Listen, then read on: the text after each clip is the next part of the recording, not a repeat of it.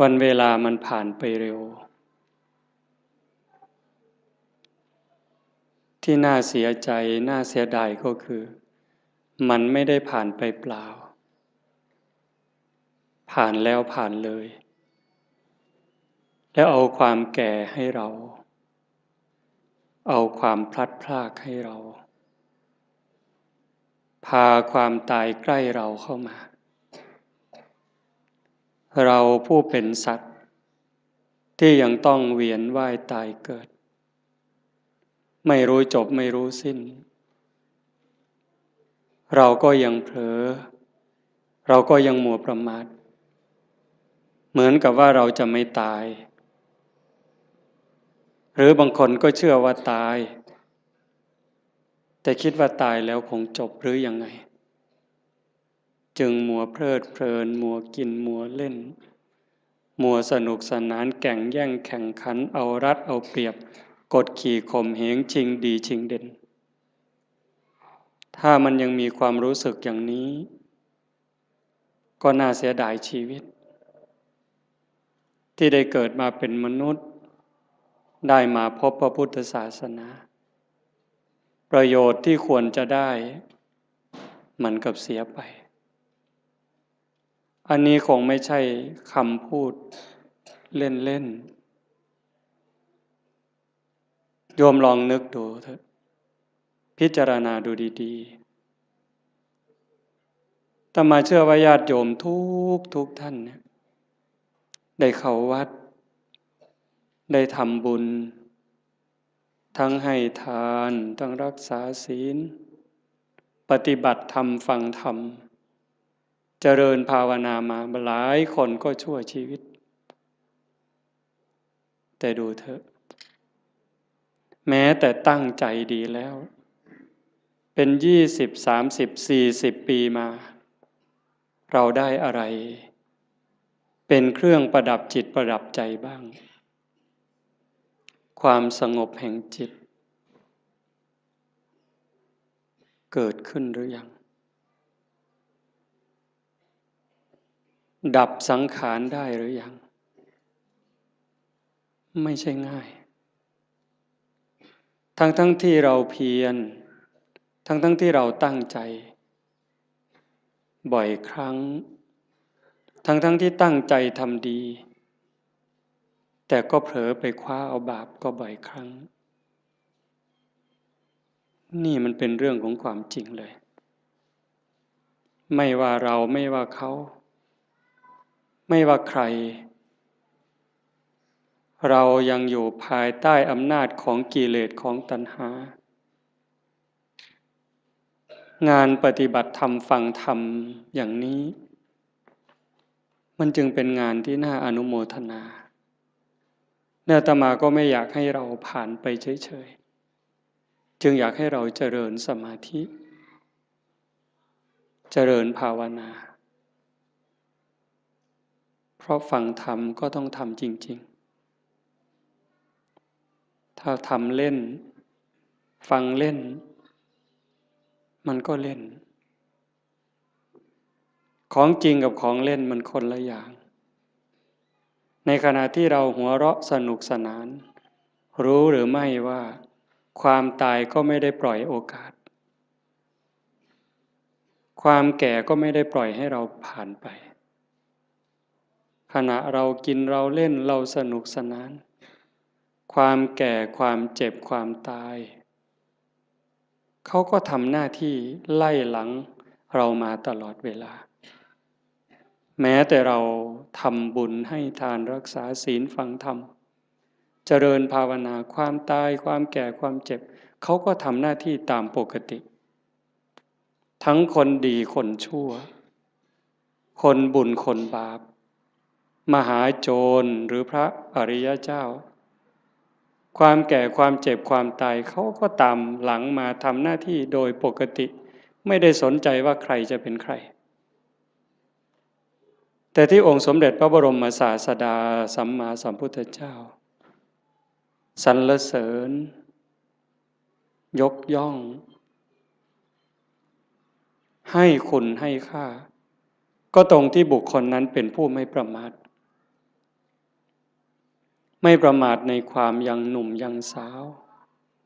ไม่ประมาทในความไม่เจ็บไม่ไข้จะหนุ่มจะสาวจะแก่จะเฒ่าจะเจ็บไข้หรือแข็งแรงก็เพียรตั้งหน้าตั้งตาทำบุญทำกุศลสร้างประโยชน์ตนประโยชน์ท่านให้เต็มกำลังบุคคลชนิดนี้แหละที่พระพุทธองค์ยกย่องฉะนั้นในเมื่อเราทั้งหลายปฏิญาณตนเป็นพุทธมามกะเป็นพุทธบริษัทผู้ที่เคารพนับถือองค์สมเด็จพระบรมศาสดาเราก็ต้องทำในสิ่งที่พระองค์ชี้ทางชี้แนะสิ่งที่พระองค์ทรงชื่นชมชื่นชอบการฟังธรรมปฏิบัติธรรมฟังธรรมให้เห็นธรรมเราก็ฟังบ่อยฟังธรรมให้เห็นธรรมไหมให้เข้าใจไหมจริงๆธรรมะนั้นไม่ได้อยู่ที่ไหน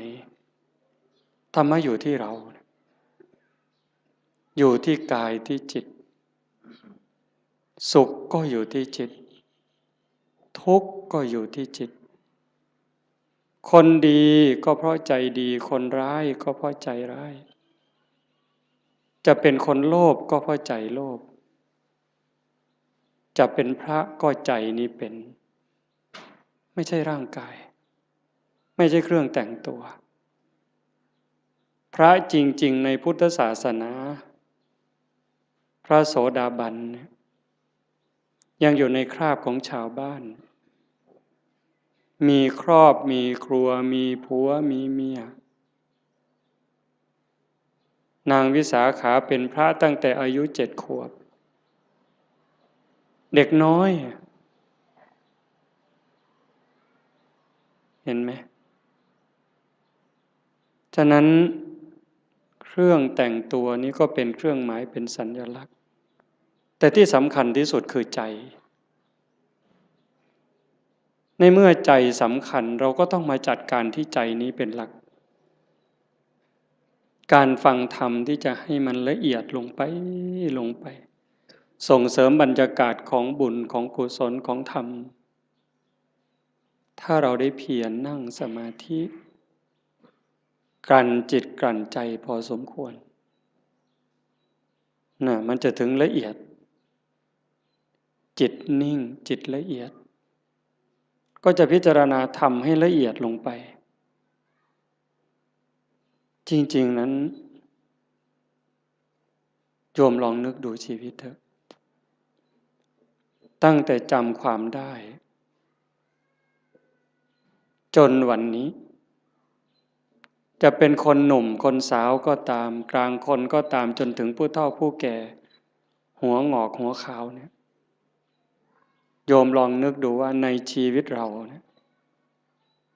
มันเคยมีความสุขจริงๆบ้างไหมความสุขสงบร่มเย็นในใจความสุขชนิดที่มองไม่เห็นโทษเห็นความผิดความพลาดสุขเพราะไม่เห็นบาปที่เกิดจากคำพูดความคิดการกระทำของเรามีบ้างไหมเราอาจจะมีความสนุกจริงได้กินได้เล่นได้ร้องได้รำได้สนุกสนานเราก็จะเข้าใจว่ามันเป็นความสุขแต่ลึกๆมันมีความรุ่มร้อนเผาลนอยู่ชีวิตชนิดนี้เนี่ยเป็นชีวิตที่ขาดทุนต่อให้มีเงินเป็นหมื่นล้านแสนล้านมีอำนาจล้นฟ้าล้นแผ่นดินมีคนนับถือทั้งโลกแต่ถ้าหากนึกถึงการกระทำของตนเองเมื่อไหร่มีความรู้สึกว่าไม่สบายใจแม้จะมีอำนาจไม่กลัวใครแต่กลัวเขารู้ไม่ได้กลัวเขาจับติดคุกติดตารางหรือเขาจะดูหมิ่นดูแคลนเขาจะเอาไปทำอะไรไม่ได้กลัวตรงนั้นแต่กลัวเขารู้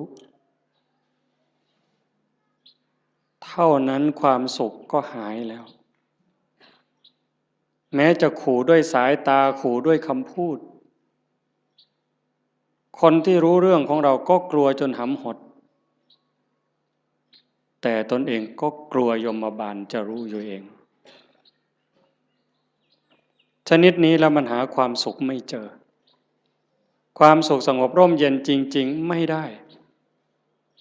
ตรงกันข้ามต่อให้ยากจนข้นแค้นหูหนวกตาบอดขอทานเลี้ยงชีวิตหากพิจารณาดูแล้วคำพูดความคิดการกระทำของตัวเองนึกถึงทีไรแล้วชื่นใจอิ่มใจภูมิใจสบายใจยิ่งคนรู้คนก็จะมีความสุขตามจะมีความภาคภูมิใจด้วยนั่นแหละเป็นความสุขจริงๆแม้บุคคลพวกนั้นจะตาบอดหูหนวกขอทานเลี้ยงชีวิตแต่นั่นคือเศรษฐีนั่นคือคนรวยรวยบุญรวยกุศลวันนี้เป็นวันฟังธรรมวันธรรมสวนะญาติโยมอำเภอโพนทรายอำเภอสุวรรณภูมิอำเภอรัตนบุรีบางกลุ่มบางหมู่บ้านได้มารวมกันฟังธรรมที่วัดบ้านโพนทองแห่งนี้แต่มาว่าคนไม่มีบุญเนี่ยก็จะไม่มีโอกาสมาร่วมงานบุญแบบนี้ไม่สนใจไม่ใส่ใจเป็นเรื่องธรรมดาเป็นเรื่องปกติที่พระพุทธองค์บอกว่าคนทั้งหลายสัตว์ทั้งหลายนี่ที่เกิดมาในโลกนี้เมื่อสิ้นชีวิตตายจากโลกนี้ไปโอกาสจะไปแออัดยัดเยียดกันอยู่ในอบายภูมิมีนรกเป็นต้นนั้นมากมายเหมือนเม็ดดินในภูเขาหิมาลัยมีส่วนน้อยเท่ากับดินที่ติดในเล็บมือที่ตัดสั้นเสมอเนื้อเพียงแค่นิ้วเดียวที่เมื่อสิ้นลมหายใจแล้วจะต้องไปอุบัติบังเกิดอย่างสุคติโลกสวรรค์มีน้อยนิดเดียวเหมือนกับดินที่ติดในเล็บที่ตัดสั้นเสมอเนื้อแต่ส่วนใหญ่จะไปแออัดยัดเยียดกันอยู่ในนรกบ้างเปรตบ้างอสุรกายบ้างสัตว์เดรัจฉานบ้างมากมายเหมือนเม็ดดินในภูเขาหิมาลัยยิ่งเวลาปัจจุบันมันยิ่งเด่นชัดคำสอนของพระพุทธเจ้าเนี่ยถ้าญาติโยมมีโอกาสได้ทำความเข้าใจนึกให้ละเอียดยิ่งเวลานี้นี่เขามีหนังเรื่องพระพุทธเจ้าโยมดูดีๆมีเวลาดูแล้วก็มองกว้างๆอย่าเชื่อทันทีแต่มองกว้างๆมองลึกๆกว้างด้วยลึกด้วยไกลด้วยโยมจะเห็นความสะอาดความบริสุทธิ์หมดจดงดงามความเมตตาอันยิ่งใหญ่ขององค์สมเด็จพระบรมศาสดาถ้าพูดภาษาเรามีความห่วงใยมีความสงสารเห็นอกเห็นใจห่วงใยสัตว์ทั้งหลายเหลือประมาณจะหาใครเทียบเท่าขี้ฝุ่นของพระองค์ไม่ได้นอกจากมีความเมตตาความปรารถนาดีพระปัญญาความสว่างไสวแทงทะลุปลุกโปร่งความลับของจักรวาลความลับของชีวิตได้ชัดเจนไม่มีที่ขาดตกบกพร่องอะไรเลยนี่ เจ้าลัทธิศาสดาและหลายท่าน มีความรักมีความเมตตามีความห่วงใยต่อเพื่อนร่วมทุกข์เกิดแก่เจ็บตายก็มากแต่ปัญญาที่จะชี้ทางออกบอกทางถูกให้กับคนนั้นไม่พอปัญญาไม่พอปัญญาไม่ถึงแต่พระพุทธเจ้านั้นปัญญาสว่างไสวตรัสคำไหนก็คำนั้น 2,600 ปีจนถึงวันนี้ก็ยังคงเส้นคงวาทรงมรรคทรงผลเหมือนเดิมฉะนั้นเราท่านทั้งหลายโอกาสที่เราได้เกิดมาเป็นมนุษย์ได้มาพบพระพุทธศาสนาแล้วเราจะปล่อยให้วันเวลามันผ่านไปโดยไร้ประโยชน์ได้อย่างไรเพราะเราไม่แน่ใจไม่มั่นใจเลยว่าถ้าเราสิ้นลมลงไปจากชีวิตนี้แล้วเมื่อกายกับจิตแยกทางกันเดินเราจะไปไหน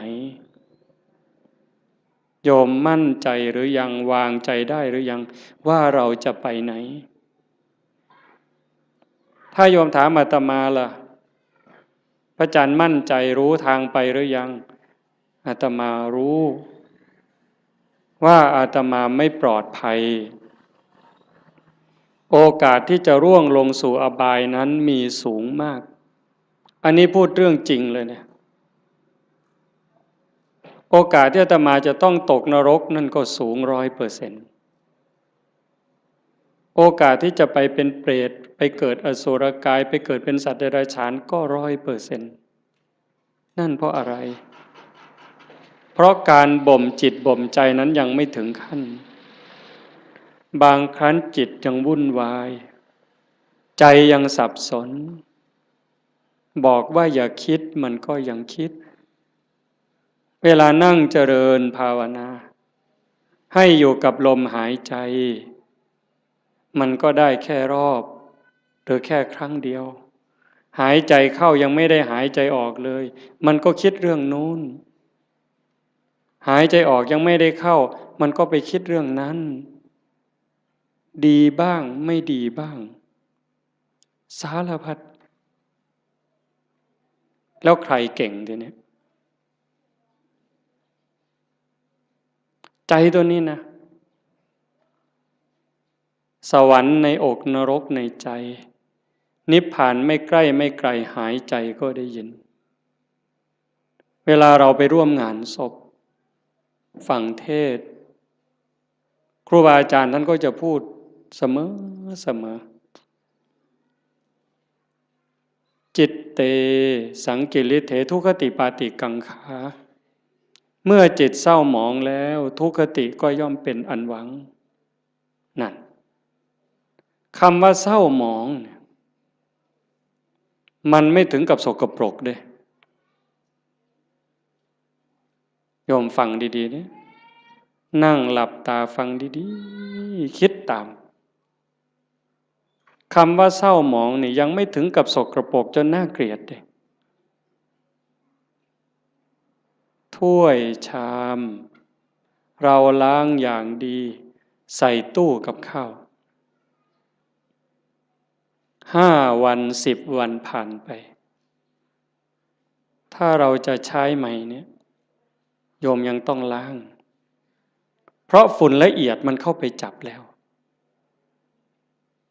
ถ้ายิ่งเป็นเดือนเนี่ยเรามือไปขีดดูก็จะเป็นรอยในจานนั้นแต่มันไม่ได้สกปรกเกอะกรังน้ำแกงน้ำข้าวน้ำพริกไม่ได้เกี่ยวถึงขนาดนั้นเชื้อราก็ยังไม่เกิดแต่มันเป็นฝุ่นเข้ามาจับจิตใจเราก็เหมือนกันถ้ามันยังหงุดหงิดยังขุ่นเคือง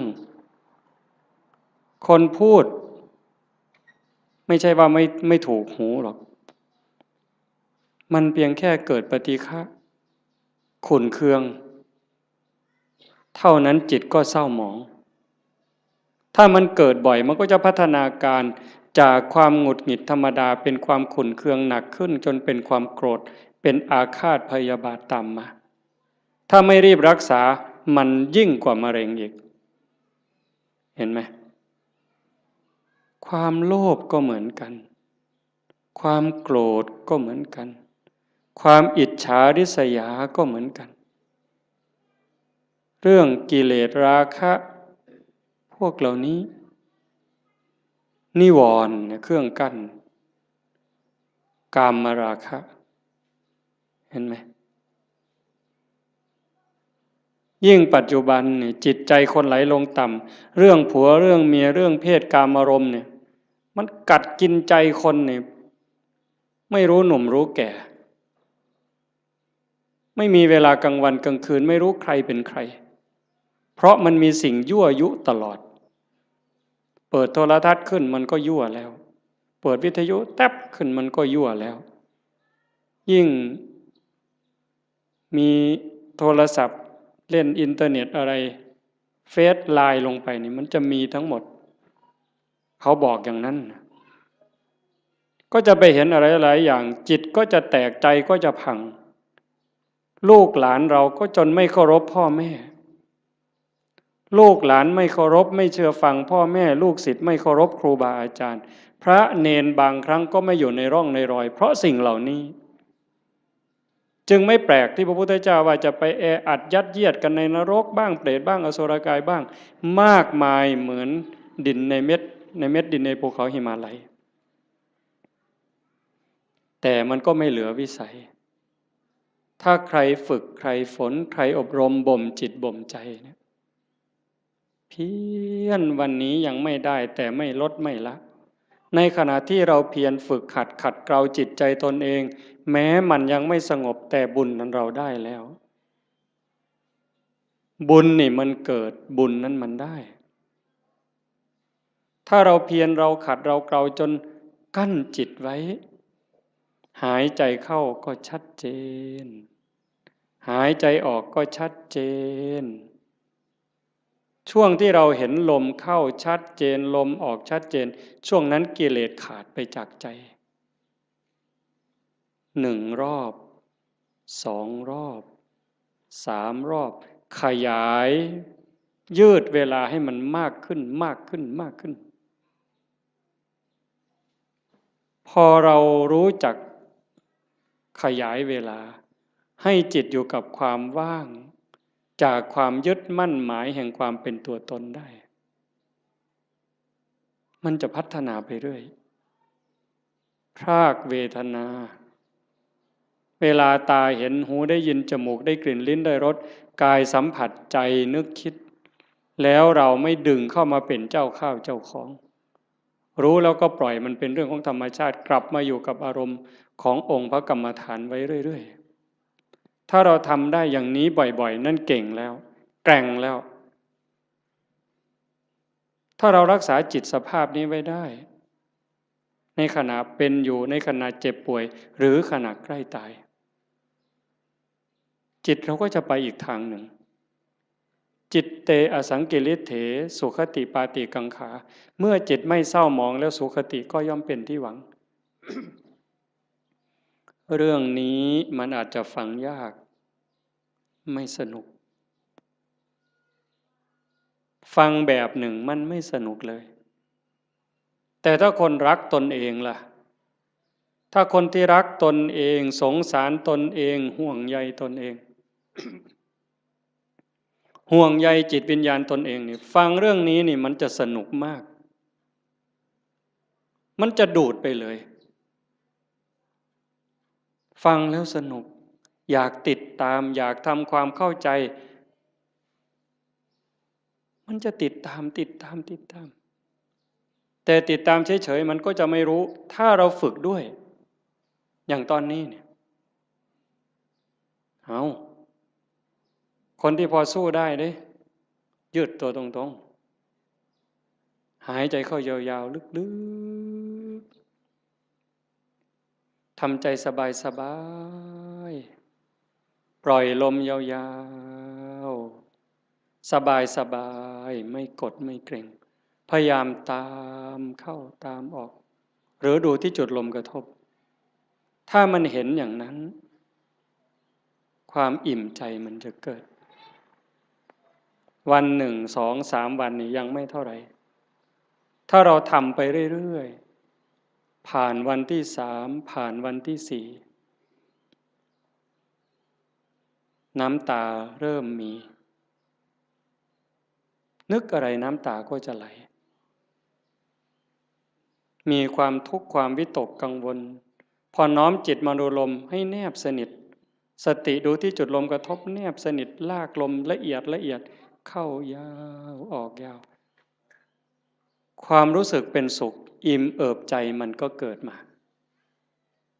อันนี้ยังไม่ใช่วิเศษวิโสอะไรหรอกเป็นเรื่องธรรมดาถ้าเราทำไปเรื่อยๆเรื่อยๆกลั่นจิตกลั่นใจของเราอย่างนี้บุญนั่นมันมากกว่าทอดกฐินเป็น800 ล้านไม่ต้องลงทุนลงแรงเลยนะบุญนี่มันต้องใช้ทุนใช้เงินใช้ทองอยู่ในบางเรื่องทานเนี่ยแต่ว่าการยกจิตยกใจเนี่ยมันไม่ได้ใช้อาศัยบ้างนิดหน่อยการให้ทานเป็นเพียงแค่เครื่องประดับจิตประดับใจให้จิตใจได้อิ่มเอิบได้เป็นเครื่องหมายแต่ถ้าเราทานตัวนี้บริจาคความโกรธบริจาคความหงุดหงิดขุ่นเคืองความเห็นแก่เนื้อแก่ตัวความรู้จักเอารัดเอาเปรียบเนี่ยพยายามสลัดสิ่งนี้ออกไปให้ทานความสะดวกสบายออกไปฝึกฝนอบรมตนพอเราทำอย่างนี้บ่อยๆบ่อยๆมันจะได้ติดในองค์อาตมารับประกันเลยนะรับประกันแม้เราจะทุกข์จะยากจะเหน็ดจะเหนื่อยปวดหลังปวดเอวปวดแข้งปวดขาก็เถอะเมื่อเราเพียรทำเข้าทำเข้าทำเข้ามันจะรู้สึกชอบรู้สึกยินดีรู้สึกพอใจแม้บางครั้งที่เราเผลอพอมันทำจนชินบ้างแล้วเวลาเราเผลอมันลักมาอยู่กับลมหายใจความรู้สึกตัวสติสัมปชัญญะลักมาอยู่กับลมหายใจเหมือนกับตอนแรกๆเราฝึกกำลังเดินจงกรมกำลังนั่งสมาธิมันลักไปอยู่กับลูกกับหลานลักไปอยู่กับไร่กับนากับทรัพย์สินสมบัติแบบเดียวกันจิตมันกำลังจะไหลมาทางดีนี่นะเป็นสิ่งที่เราจะได้พึ่งพาอาศัยญาติโยมฟังอีกครั้งสิ่งที่เรากำลังมาทำไม่ว่าจะเป็นการให้ทานก็ตามการรักษาศีลนี่ก็ตามการฟังธรรมเจริญภาวนานี่ก็ตามสิ่งนี้จะเป็นสิ่งที่เราได้พึ่งพาอาศัยชาตินี้ก็ตามชาติหน้าก็ตามชาติต่อไปก็ตามแม้เวลาเจ็บเวลาป่วยเวลาใกล้ตายจะได้อาศัยสิ่งนี้ยิ่งกว่าแก้วแหวนเงินทองแก้วแหวนเงินทองลูกหลานสามีภรรยาจะมีมากมายมียศมีตำแหน่งยิ่งใหญ่ขนาดไหนถึงเวลาเราเจ็บไข้โยมไปดูเถอะอยู่ในหมู่บ้านก็ตามโรงพยาบาลก็ตามถึงคราวเจ็บป่วยหนักเข้าจริงๆเนี่ยคนจะรักเราจะเป็นสามีภรรยาเป็นลูกเป็นหลานเป็นพ่อแม่พี่น้องเพื่อนสนิทมิตรสหายเขาก็ช่วยไม่ได้แบ่งเจ็บไม่ได้แบ่งป่วยไม่ได้ผ่าตัดแทนไม่ได้กินยาแทนไม่ได้แล้วความหวาดกลัวที่มันเกิดล่ะถ้าบอกว่าต้องผ่าตัดหวาดกลัวไหมกลัวมีดหมอไหมกลัวจะสลบไม่ฟื้นไหมใครแบ่งล่ะพ่อแม่พี่น้องสามีภรรยาเพื่อนพ้องก็เพียงแค่ให้กำลังใจใจดีๆไม่เป็นไรหรอกเขาก็พูดได้เพียงแค่นั้นแต่ถ้าถามว่าถ้าเป็นเขาล่ะก็ไม่ได้ต่างจากเราหากเราฝึกจิตฝึกใจให้มันมีความมั่นคงเนี่ยทำจิตให้มันเกิดความมั่นคงมันไม่หวั่นไม่ไหวตรงนี้นี่ได้เปรียบตายก็ไม่ว่าเป็นอย่างนั้นจริงๆไงโยมเวลาที่เราฝึกสติฝึกสมาธิได้เกิดความมั่นคง มันจะไม่กลัวยิ่งเราทำบุญไปบ่อยๆบ่มบุญบารมีไปเรื่อยๆอันนี้เป็นทุนอยู่แล้วแต่ตัวที่เราฝึกจิตฝึกใจให้เกิดความมั่นคงไม่หวั่นไม่ไหวอันนี้จะหนุนสูงที่สุดยิ่งปัญญารอบรู้เห็นว่าชีวิตเกิดมาแล้วมันเอาแก่มาด้วยมันเอาแก่มาด้วยเอาเจ็บมาด้วยเอาพลัดพรากจากสิ่งรักสิ่งที่หวงแหนให้เราไปประสบกับสิ่งที่เราไม่พึงพอใจไม่ปรารถนาเอาความผิดหวังในเมื่อเราตั้งใจอยากจะได้อย่างนั้นอยากจะมีอย่างนี้แต่ก็ผิดหวังอยู่เรื่อยพอตั้งใจปั๊บหวังปั๊บก็ผิดหวังเลยโยมก็เจอมาทุกคนเกิดเป็นธรรมดาแก่เป็นธรรมดาเจ็บเป็นธรรมดาสุดท้ายก็จะตายเป็นธรรมดาทำไมล่ะถึงต้องตายเพราะตายมันมาพร้อมกับเกิดในเมื่อมันเป็นอย่างนี้เราก็ต้องยอมรับฝึกจิตฝึกใจให้เห็นความจริงอย่างนี้อยู่บ่อยๆเตรียมตัวตายไว้เสมอทุกวันทุกวันมีคนไปกราบถามหลวงปู่พุทธทาสว่าทำอย่างไรชีวิตถึงจะได้ประโยชน์ที่สุดถ้าพูดถึงบุญจะได้บุญมากที่สุดหลวงปู่พุทธทาสบอกว่าให้ทำความรู้สึกเหมือนกับว่าวันนี้เป็นวันสุดท้ายวันนี้เป็นวันสุดท้ายของเราที่อยู่ในโลกพอค่ำลงวันนี้เราจะตายอะไรที่เป็นบุญเป็นกุศลที่ยังไม่ได้ทำให้รีบทำบาปอกุศล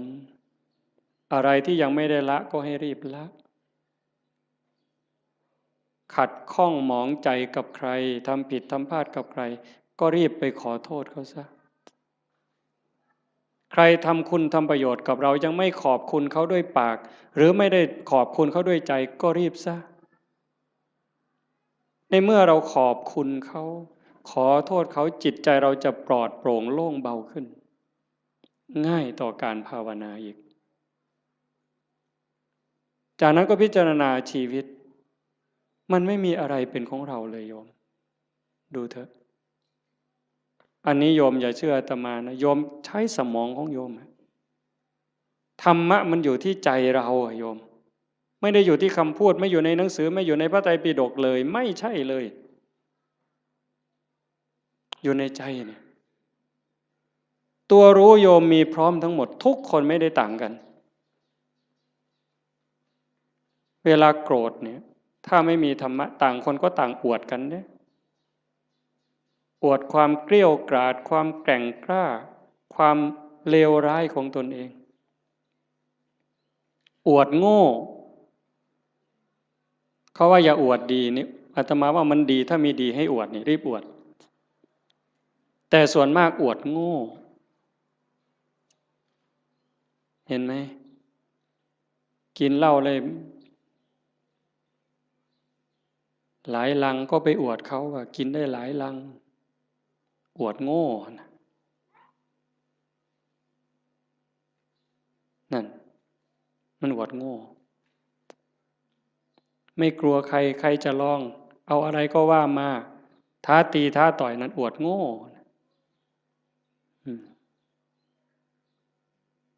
แล้วทำไมว่านั่งสมาธิได้3 วันไม่ขยับเลยมาแข่งกันไหมเนี่ยทำไมไม่มีใครคุยตัวนี้แต่เรื่องกินเหล้าเรื่องเล่นการพนันเรื่องเจ้าชู้ซ้ำซ้อนเรื่องลักเรื่องขโมยเอามาอวดคุยกันโอ้สิ่งที่เอามาอวดมาอ้างกันนั้นถามว่าเป็นบุญไหมไม่มีเลยเป็นประโยชน์ไหมไม่มีเลยแต่เรื่องนั้นทำจริงเด้ทุ่มเทตลอดชีวิตเด้นั่งเล่นไพ่ทั้งคืนนี่ไม่เยี่ยวเลยผุ่นเป็นเก่งแห้งเลยนะบ่ปวดเงี้ยวเลยนะแต่นั่งสมาธิ5 นาทีเนี่ยข่อยทิกแล้วทิกอีกแล้วข่อยจะไปแล้วเนี่ยมึงที่หลังมันโงน ปานนั้นเพิ่นว่าเพิ่นเก่งเนี่ยกันบ่ถูกใจมาอย่าจับกูขามันเพิ่นเด้เบิ่นอยู่ดาวดาวดาวบัดเขาโยใส่ถอยหลังจากรถบัดนี้มันบ่จริงหรอก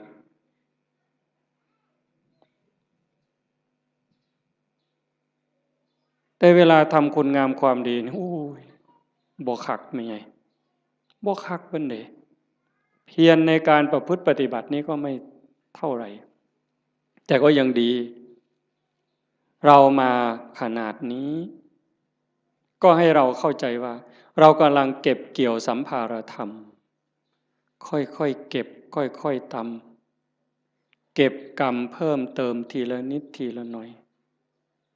อย่าสนุกสนานมากหัดพรากด้วยดิหัดพรากจากลูกจากหลานบ้างเบิ่งจังหนึ่งก็เป็นตะลุโตนย่ายอยู่ดอกกันบ่ไปออเซาะเลี้ยงหลานก็ย่านเขาบ่ให้กินก็ทำท่าหักลูกเขาไปซั่นละพอเขาให้อยู่นำที่จริงนี่เขาเห็นหมู่เจ้าหมดประโยชน์แต่โดนแล้วได้หมู่เจ้าฮู้บ่เด้ท่านฮู้โตบ่ว่าเขาว่าหมู่เจ้าเป็นคนบ่มีประโยชน์แล้วเด้ซุมื้อใครแน่แต่ครูบาได้พอได้ย่องหมู่เจ้านี่พอได้กินข้าวนำมื้อซื่อเด้คันลองหมู่เจ้าจังหันบ่ได้โลดครูบาก็บ่เบิ่งหมู่เจ้าพอตายคือกันนี่หิฟ้าวเฮ็ดบุญฟ้าวภาวนาลงวัดลงว่าเอาจริงเอาจังมันสิมีเวลาอีกจักมื้อเจ้าว่าอีกจักหน่อยก็ออกพรรษาแล้วอีก7มื้อนึงลมวีวีมื้อนี้ไทจำบีก็ออกเที่ยวซั่นเด้เพิ่นว่าลมวีวีไทจำบีออกเที่ยวจักสิไปไสแล้วไทจำบีก็ได้ผู้สิตายแน่นี่ล่ะหาเลิกหายามแล้วเพิ่นสิสึกเพิ่นสิไปรวยเพราะปันเก่าหั่นล่ะมันสิได้พอ3 มื้อบ่หัวตีดินคือเก่าอย่ามาคุยเถอะเว้ยสิสึกไปเลี้ยงแม่บ่มีผู้อยู่นำพ่อนำแม่เพิ่นเอาคือดอกโอ้ยบ่เห็นกลุ่มมือจักหลายออกไปปั๊บศพอยู่แก่คันหัวพุ่นบ่พอข้าวตีกันแล้วบักทิศนั่นเพิ่นว่าแม่ยากอีกบัดนี้ไปเว้าค่วมไปเสียค่าเหล้าให้มันบักทิศทิศมาจากคำว่าบัณฑิตบัณฑิตผู้ฮู้ผู้ฉลาดฮู้ดีฮู้ชั่วหมดแล้วเป็นหยังจังไปฆ่ากันตีกันให้แม่ยากแหวงให้แม่ไปเสียค่าเหล้ามันปลอมบวชมันจะ3 ศาสตร์พุ่นเนาะครูบาเขียวเจ้าของมันหูดำหูแดงมึงนะเพราะว่าโอกาสที่จะอยู่ในสภาพเช่นนี้เวลาที่จะเก็บเกี่ยวบุญกุศลฝึกตนเองแบบนี้มันไม่มีจะหมดโอ้ว่าแล้วก็เรื่องหนึ่งเด้อยายเด้อจะว่าเรื่องดีก็ดีเด้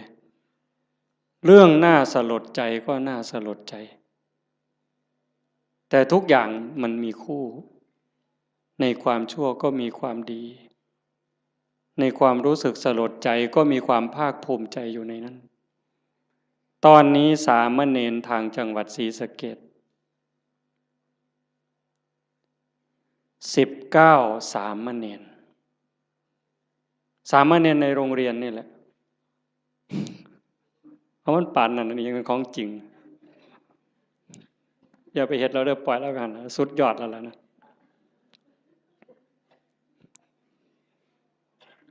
สามเณร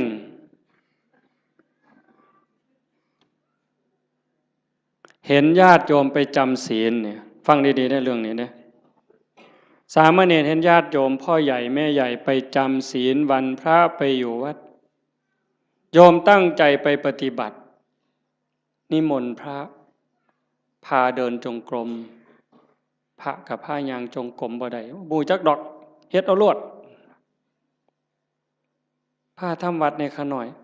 ว่าไปโลดมื้อเจ้านั่นว่าไปโลดบ่แม่นแถว101ได้เว้าเพิ่นศรีสะเกษดอกมาหัวเฮ็ดหยังเด้อนี่ครูบาว่าเฮ็ดเอาโลดทำยังไง หลายปีผ่านมา3 ปี5 ปีสามเณรน้อยๆนี่มีใจสามเณรน้อยนี่มีใจขออนุญาตไปปฏิบัติธรรมแบบหนักๆเลยตื่นตี 2นอน4 ทุ่มไม่พูดไม่จา19สามเณรเนี่ยไปเพื่อฝึกเดินจงกรมฝึกนั่งสมาธิเพื่อจะมาพาคุณยายทั้งหลายที่ไปจำศีลในแต่ละวัดเนี่ยสามเณรตั้งแก๊งสามเณรเพื่อจะไปสอนญาติโยมปฏิบัติธรรมเนี่ยตรงที่สลดใจก็คือพระสงฆ์องค์ข้าเจ้าไม่ทำหน้าที่ตรงนี้ตรงที่น่าภูมิใจก็คือลูกเนนนี่ตัวเล็กๆ14 ปี15 ปีรักบ้านรักเมืองรักพระพุทธศาสนานึกถึงบุญคุณข้าวน้ำของญาติโยมที่ใส่บาตรให้ปัจจัยไปเรียนหนังสือ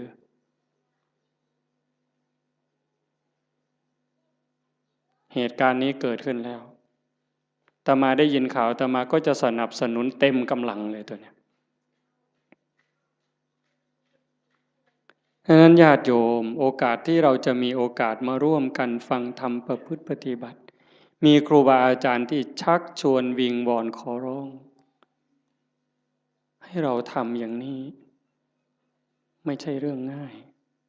เป็นเรื่องที่หายากที่สุดในเมื่อเราได้แล้วมีแล้วพบแล้วเจอแล้วอย่าปล่อยให้มันผ่านไปเปล่าให้เราได้ตั้งใจฝึกฝนอบรมบ่มจิตบ่มใจตนเองอย่าไปเสียดายอย่าไปอาลัยกับความสุขความสบายแบบโลกมากนักอย่าไปอยากร่ำอยากรวยถ้าจะรวยมันก็รวยแล้วเฮ็ดมาตั้งแต่หัวทอบักแข่งหมดตั้งแต่เป็นบ่าวเป็นสาวก็เฮ็ดมาเต็มกำลัง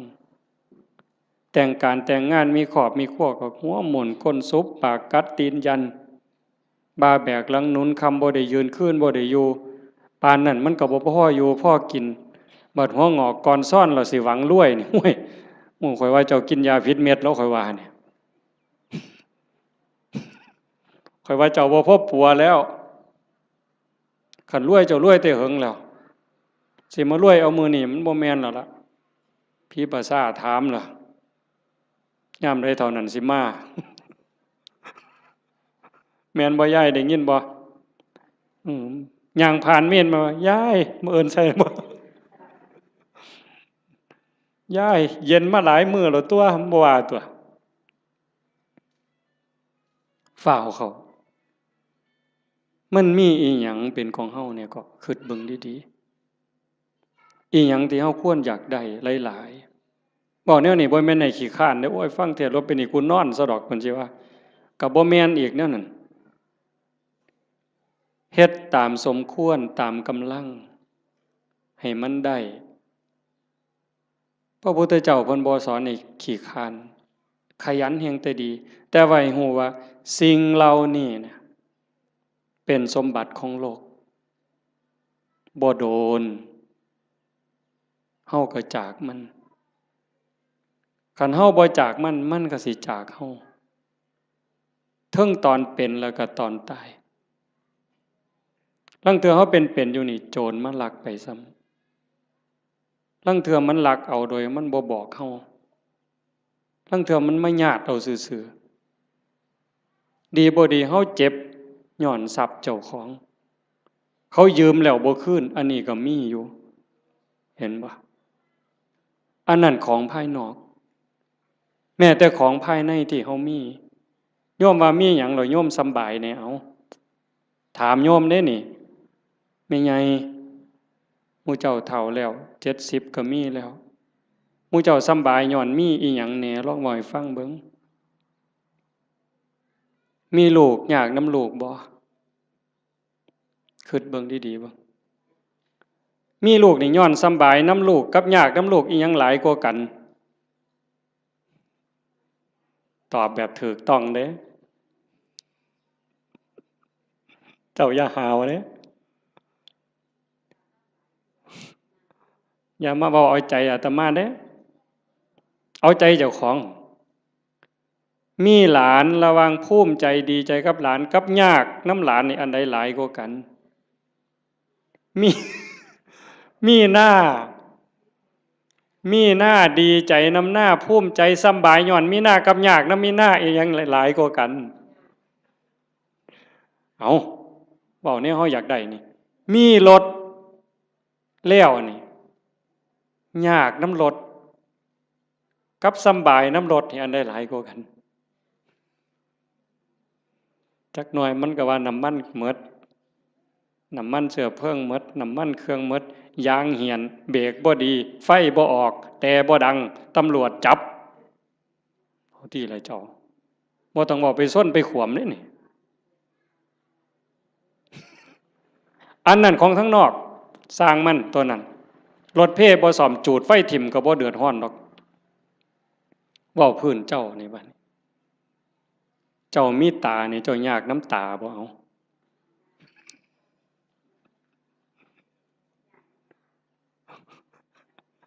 บ่ท่านว่าไปฮอดขาดอกบ่ซ้ำตานี่เอายากน้ำมันบ่นี่มีผมนี่เจ้าว่ายากน้ำผมนี่ซ้ำใดเจ้าว่าตั้งแต่เจ้าเกิดมาตั้งแต่โกนผมไฟตั้งแต่ตัดมาแต่ฮอดพุ่นตั้งแต่พุ่นจนฮอดพี่หมดจักแสนเหรอค่าตัดผมเนี่ยค่าตัดค่าย้อมมันนี่หมดไปจักแสนผู้บางคนผมยื้อผมซื้อกับเฮ็ดให้มันหยองเอาลองเบิ่งเจ้าเอาผู้หยองกับเฮ็ดให้มันซื้อเอาลองเบิ่งบ้าบ่พอปัวเนี่ยเอามันยาวก็ไปตัดให้มันสั่นผู้สั่นไปต่อเอาลองเบิ่งเจ้าผู้ผมดำก็ไปย้อมผมแดงเอาลองลองเบิ่งยากสำเร็จนี่ย้ำผมเหนียวหวยบ่ต้องบอกถึงมันเป็นรังแค่บ่ต้องบอกถึงกับสากับล่างได้นี่ซ้ำยากน้ำสียากน้ำหวีมันนี่ก็พอแห้งแล้วมือหนึ่งหวีแสกกลางมือหนึ่งเป๋ไปทั้งซ้ายมือหนึ่งเป๋ไปทั้งขวามือหนึ่งหวีเสยไปทั้งหลังขย่อมพ่อใหญ่กำนันเนี่ยหมอหนึ่งหวีทั้งงอนมาปกไว้หน้าผากเนี่ยโอ้ร้องเบิ่งที่ละคนมันยิ่งยากสำเร็จยากสำน้ำผมซื่อๆเนี่ย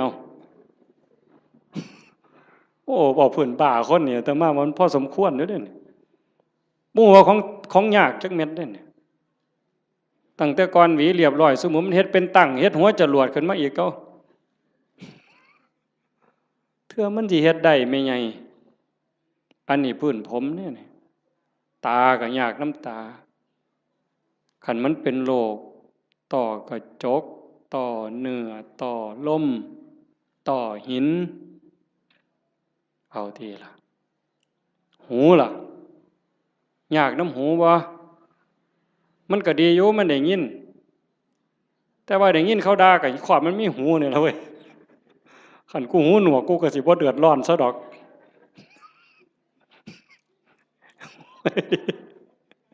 มึงที่ละ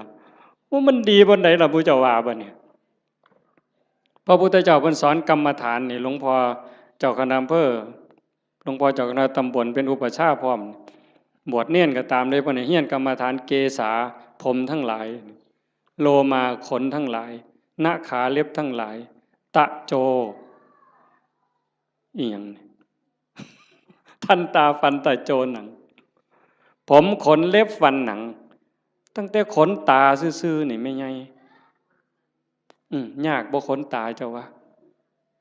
มันก็บ่ได้ยากนะมันปานใดล่ะมันอยู่ซื่อๆบัดมันโลนเข้ามาแท่งเข้าทั้งในนี่เจ้าโอ้ยกูมาคือละงนหวยคักแต่น้อบัดนี้เนาะขนตาซื่อๆนี่ได้นี่บ่พอล้มพอตายแต่มันหันหนหวยเนาะแขวบาดนี้เอาผมขนเล็บเอาเล็บก่อนตัดมาหลายปานใดนี่เล็บหมดมีดจักดวงขูดไปเท่าใดอันนี้ง่ายๆได้แบบครูบาตัดทิ่มแล้วกันแล้วแต่ขันของไม่ออกได้บัดนี้ ซุมื้อนี้ย้อมสีซื่อๆก็บ่พอจักเอาหยังมาแต้มอีกบัดนี้โอ้ยแต่งเล็บเทื่อนึงนี่ซื้อปุ๋ยได้3กระสอบแม่ใหญ่บ้าบ่เจ้าว่าหั่น จักเล็บมือเล็บตีนเนี่ยอันนี้กรรมฐานเนี่ยพระพุทธเจ้าให้เฮียนเด้เล็บตีนผู้บางคนก็ตัดเองบ่ได้ไปให้เขาตัดให้อันไข้อยู่ค่ะมันบ่เจ็บบ่ปวดสมัยนี้บ่มีผู้ใดเป็นเล็บตีนสักปานใดติเนาะจักสิว่าปวดจักสิว่าคันจักสิว่าเจ็บเหม็นก็เหม็นเว้ยแต่ว่ากิ้มแล้วเพิ่นบ่ถิ่มเด้อล่ะเป็นอยู่บ่ทั้ง101นี่กิ้มเล็บตีนเน่ามาดมนึงโอ้ยข่อยว่าพ่อไปถิ่มหมดซุคนน่ะล่ะเว้ยบ้าใหญ่อยู่เด้นี่คันเว้าว่าเจ้าของดีหมดได้ไผก็ได้บัดเบิ่งจังซี่ล่ะมันบ้าคือดีเจ้าทบทวนเจ้าของให้มันคักๆโลดแขวบัดนี้เบิ่งเด็กน้อยซุมื้อมันเอาหยังสัดแขวมันน่ะจักสีหยังตัวสีหยังแปลงแล้วก็บ่พอต้องมีแนวมาม่วนปากอีกเขาก็หนูทางมาโฆษณาล่อเฮาเด้เห็นแนวม่วนปากกันเนี่ยถ้ามาบ่หารใส่เว้ย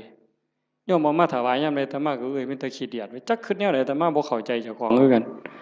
ล่อให้ผู้อื่นเสยเอาไปแนวว่าซั่นปานเฮาสิโสกปรกปานนั้นเนาะสีเขียวเราก็สิแล้วตัวเว้ยม่วนปากเราก็สิแล้วตัวยังสิมาม่วนปากอีหยังลิตเตอรีนอีกทุกซอกทุกมุมอยู่กูบ่ใส่น้ำสูกูบ่ปวงปานนั้นหรอกเว้ยบัดมันแขวปวดขึ้นมาเด้บัดปวดมาเจ็บมาบัดได้ยิ้มใส่กันตอนเป็นบ่าวเป็นสาวเพิ่นก็ว่าเพิ่นคักพุ่นล่ะมีความสุขอยู่ยิ้มใส่กันนั่นแต่ว่ามันปวดขึ้นมานี่แล้วแม่ใหญ่บัดนี้ไว้โยมสมมุติว่าอาตมามีมนต์พิเศษคาถาดีๆนี่เสกให้โยมรวยผู้ละ100ล้านหมดซุคนนี่เอาบ่ยายเพียงเท่าเดียวนี่เงินในบัญชีตุ๊บผู้ละ100ล้านซุคนเอาบ่ยายไผเอาแน่ยกมือแต่ว่ามีข้อแม้เจ้าต้องปวดแขวตลอดชาติเอาบ่ยายเอาเสียเงิน100ล้านไปปัวปวดแขวบ่ให้เศร้าเด้คาถานี่จนตายเด้บ่เอาเห็นบ่หนังล่ะบัดนี้นี่คือกรรมฐานที่พระพุทธเจ้าเพิ่นให้เฮียนได้อุปชาทุกองค์บวชเน้นบวชพระต้องให้เฮียนปัญจกะกรรมฐานหนังออนซ่อนหนังกันนี้ได้คนเนาะไม่ออกคันผู้ใดบุญหลายเพิ่นรักษาศีลไว้ดีให้ท่านรักษาศีลมีเมตตาเกิดมาชาติหลังนั้นเพิ่นสิเป็นคนมีผิวขาวผิวงามผิวเนียนดำก็ดำงามมันเนาะขาวก็ขาวงามผิวเกลี้ยงใสบ่มีฝ้าบ่มีสิวบ่มีกระหนังเต่งตึงเป่งปังว่าซั่นเนาะอันนั้นย้อนบุญเด้อันผู้บางคนบัดนี้ขาวก็ขาวอยู่ดำก็ดำอยู่แต่ว่าเป็นด่างๆจังซี่ก็มีย้อนบาปเด้นั่นย้อนบาปบ่มีศีลแน่ขี้โกรธขี้เครียดแน่อาฆาตจองเวรแน่สารพัดนั่นล่ะบาปบ่น้ำบาปมันนี่ก็มาหลงกันอยู่บนนี้จริงๆนั่นมันก็มีแค่หนังบางๆเพิ่นว่าหนังของเราผู้หนึ่งหนังกำพร้าที่บอกว่าสวยผิวเนียนขาวอมชมพูเนี่ยกับผิวดำผิวด่างขี้กากขี้เกลื่อนทั้งหมดเนี่ยแต่ละคนนี่ลอกออกมาปั้นเขากลมๆนี่ทอกับบักท่านหน่วยเดียวซ้ำนี่นึงนี่ห่อไว้ซ้ำนี่ล่ะมองเฮาหลงกันว่างามบ่งามก็ซ้ำนี่ล่ะแต่คันขูดหนังกำพร้านั่นออกมาปึ๊บมันสิคือกันหมดพอแต่ไต่หนังกำพร้าลงไปปั๊บก็สิมีน้ำเลือดน้ำเหลืองน้ำหนองแดงใจว้ายอยู่จังซั่น ตับไตใส่พุ่งก็ยากน้ำมันเมิดอันนี้เว้าถึงมีอันไหนยากน้ำอันนั้นเด้ท่านฝ่าหลงประเด็นเด้มีผมก็ยากน้ำผมมีขนก็ยากน้ำขนมีตาก็ยากน้ำตามีหูก็ยากน้ำหูแขวก็ยากน้ำแขวแปลงฟันตั้งแต่เกิดมาจนหอดมื้อนี้เป็นตาอิ่มเป็นตาเบื่อบ่เจ้าว่าอาบน้ำล้างหนังนี่ก็ตั้งแต่ไตมาล่ะก็ยังบ่ทันแล้วอยู่เด้จนก็เอาน้ำร้อนล้างเทื่อสุดท้ายมันยังจบบ่ได้ล้างเองดอกตอนนั้น ก็ล้างให้จังสิเศร้ามีตับก็ยากน้ำตับยากบ่อันเฮาบ่ทันว่าเป็นโรคตับนี่เฮาบ่งึดน้ำมันปานใดเด้แต่คันเขาว่าเป็นโรคปั๊บยากล่ะมีไตยากน้ำไตมีปอดยากน้ำปอดมีอันใดยากน้ำอันนั้นสุดท้ายก็ย้อนมีชีวิตก็จังได้ยากพระพุทธศาสนาเพิ่นสอนบ่ให้เกิดคันบ่เกิดเสียอย่างเดียวจบปัญหาที่เขาต้องมาถูกข์มายากมาลำบากลำบนมาเกิดมาแก่มาเจ็บมาตายนี่ย้อนมันมีเกิดเฮ็ดจังไดจังสิบ่ได้เกิดเฮ็ดตามคำสอนพระพุทธเจ้าก็เริ่มต้นจากการละบาปซะก่อนละบาปบ่ทำบาปด้วยกายวาจาใจแล้วก็ทำบุญกุศลให้หลายๆทำบุญด้วยกายด้วยวาจาด้วยใจให้ทานรักษาศีลเจริญภาวนาฟังเทศน์ฟังธรรมอ่อนน้อมถ่อมตนก็เฮ็ดอยู่จังสิเพียรประพฤติปฏิบัติขัดเกลาเจ้าของเฮ็ดบุญกุศลให้ได้หลายแล้วก็ฝึกชำระจิตชำระใจให้มันสะอาดบริสุทธิ์เฮ็ดหยังลงไปแล้วให้มันผ่านไปได้บ่คันบ่ภาวนานี่จบเลยบัดนี้ตรงนี้ใส่เวลาอีกจักนิดนึงสะจิตตะปริโยทปนังชำระจิตให้ขาวรอบจากการละบาปมาบำเพ็ญบุญกุศลให้หลายๆเป็นเครื่องรอเลี้ยงเป็นเครื่องจูงจิตจูงใจยกจิตยกใจแล้วมาว่างฝึกปล่อยฝึกว่างโดยเฉพาะเจริญพระกรรมฐานหัดให้กายกับใจทำงานอันเดียวกันเมื่อกายกับใจทำหน้าที่อันเดียวกันอยู่ในอารมณ์ปัจจุบันหรือปัจจุบันธรรมเนี่ยจิตเราจะวางจากอารมณ์ข้างนอก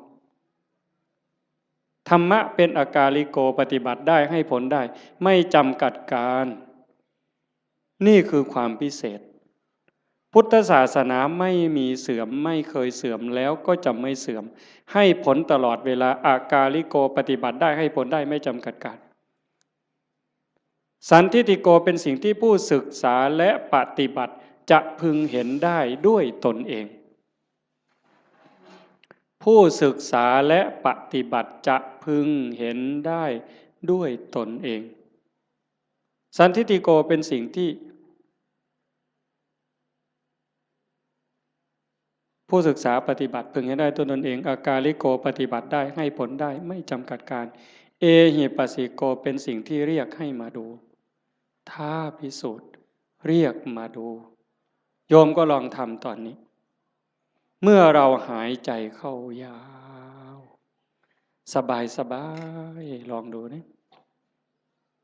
หรือจะยุบหนอพองหนอพุทโธสัมมาอรหังอะไรก็ตาม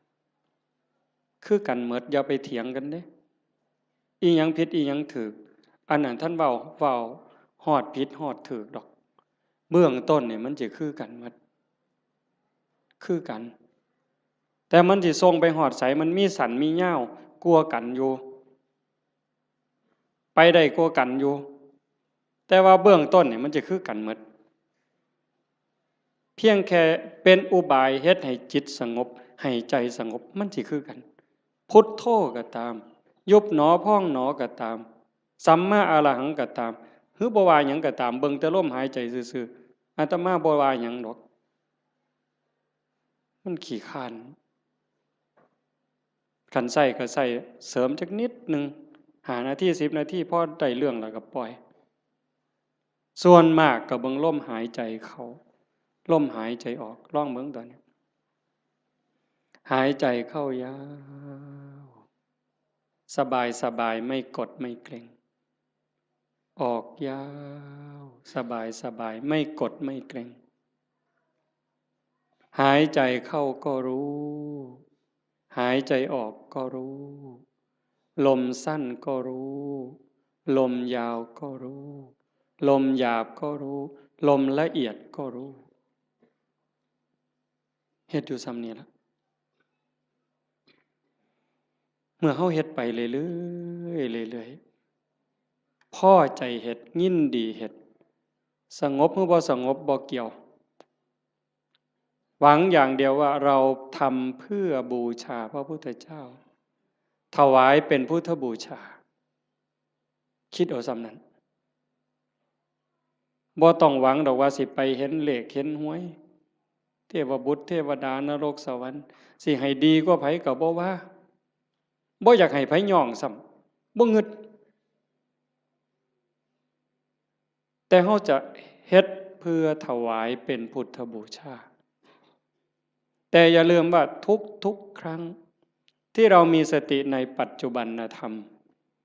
หายใจเข้ารู้หายใจออกรู้นั่นเป็นการพรากจิตจากอดีตพรากจิตจากอนาคตถ้าอยู่กับปัจจุบันได้นั่นคือชำระจิตอยู่ตลอดถ้าเราย้อนไปสู่อดีตปั๊บความทุกข์จะเกิดทันทีอย่าเชื่อเด้ผู้ศึกษาและปฏิบัติจะพึงเห็นได้ด้วยตนเองเด้เมื่อจิตย้อนไปสู่อดีตจะเป็นต้นเหตุทันทีจิตที่ส่งออกนอกเนี่ยเป็นสมุทัยผลที่เกิดจากจะส่งจิตออกนอกเนี่ยจะเป็นทุกข์ย้อนไปอดีตปั๊บคือเห็นตอนเป็นบ่าวเป็นสาวมือเจ้าไปเลี้ยงงัวไปจีบกันเป็นยังไงคือหอดความเก่าความหลังจิตหล่องลอยไปแล้วลังเธอก็ดีใจก็ย้อนความหลงนั่นแหละทุกข์ได้ฮะเห็นเขาเว้าให้เสียใจเห็นเขานอกใจคือคนนั้นด่าคนนี้ว่าเฮาคนนั้นเอาเปรียบเฮาทุกข์อีกโกรธอาฆาตเป็นทุกข์เห็นบ่คันบ่ย้อนไปอดีตเตลิดไปสู่อนาคตมื้ออื่นสิเป็นจังใดสิกินหยังอยู่หยังลูกสิเป็นจังใดหลานสิเป็นจังใดทุกข์อีกล่ะวาดวิมานในอากาศหวังกระทุกข์แต่ขันอยู่กับปัจจุบันปั๊บย้อนกลับมาอยู่ในลมหายใจหรืออยู่ที่พุทโธหรือสัมมาอรหังยุบหนอพองหนอปั๊บจิตพรากจากอดีตพรากจากอนาคตมาอยู่กับปัจจุบันจิตจะมีความสงบขึ้นมา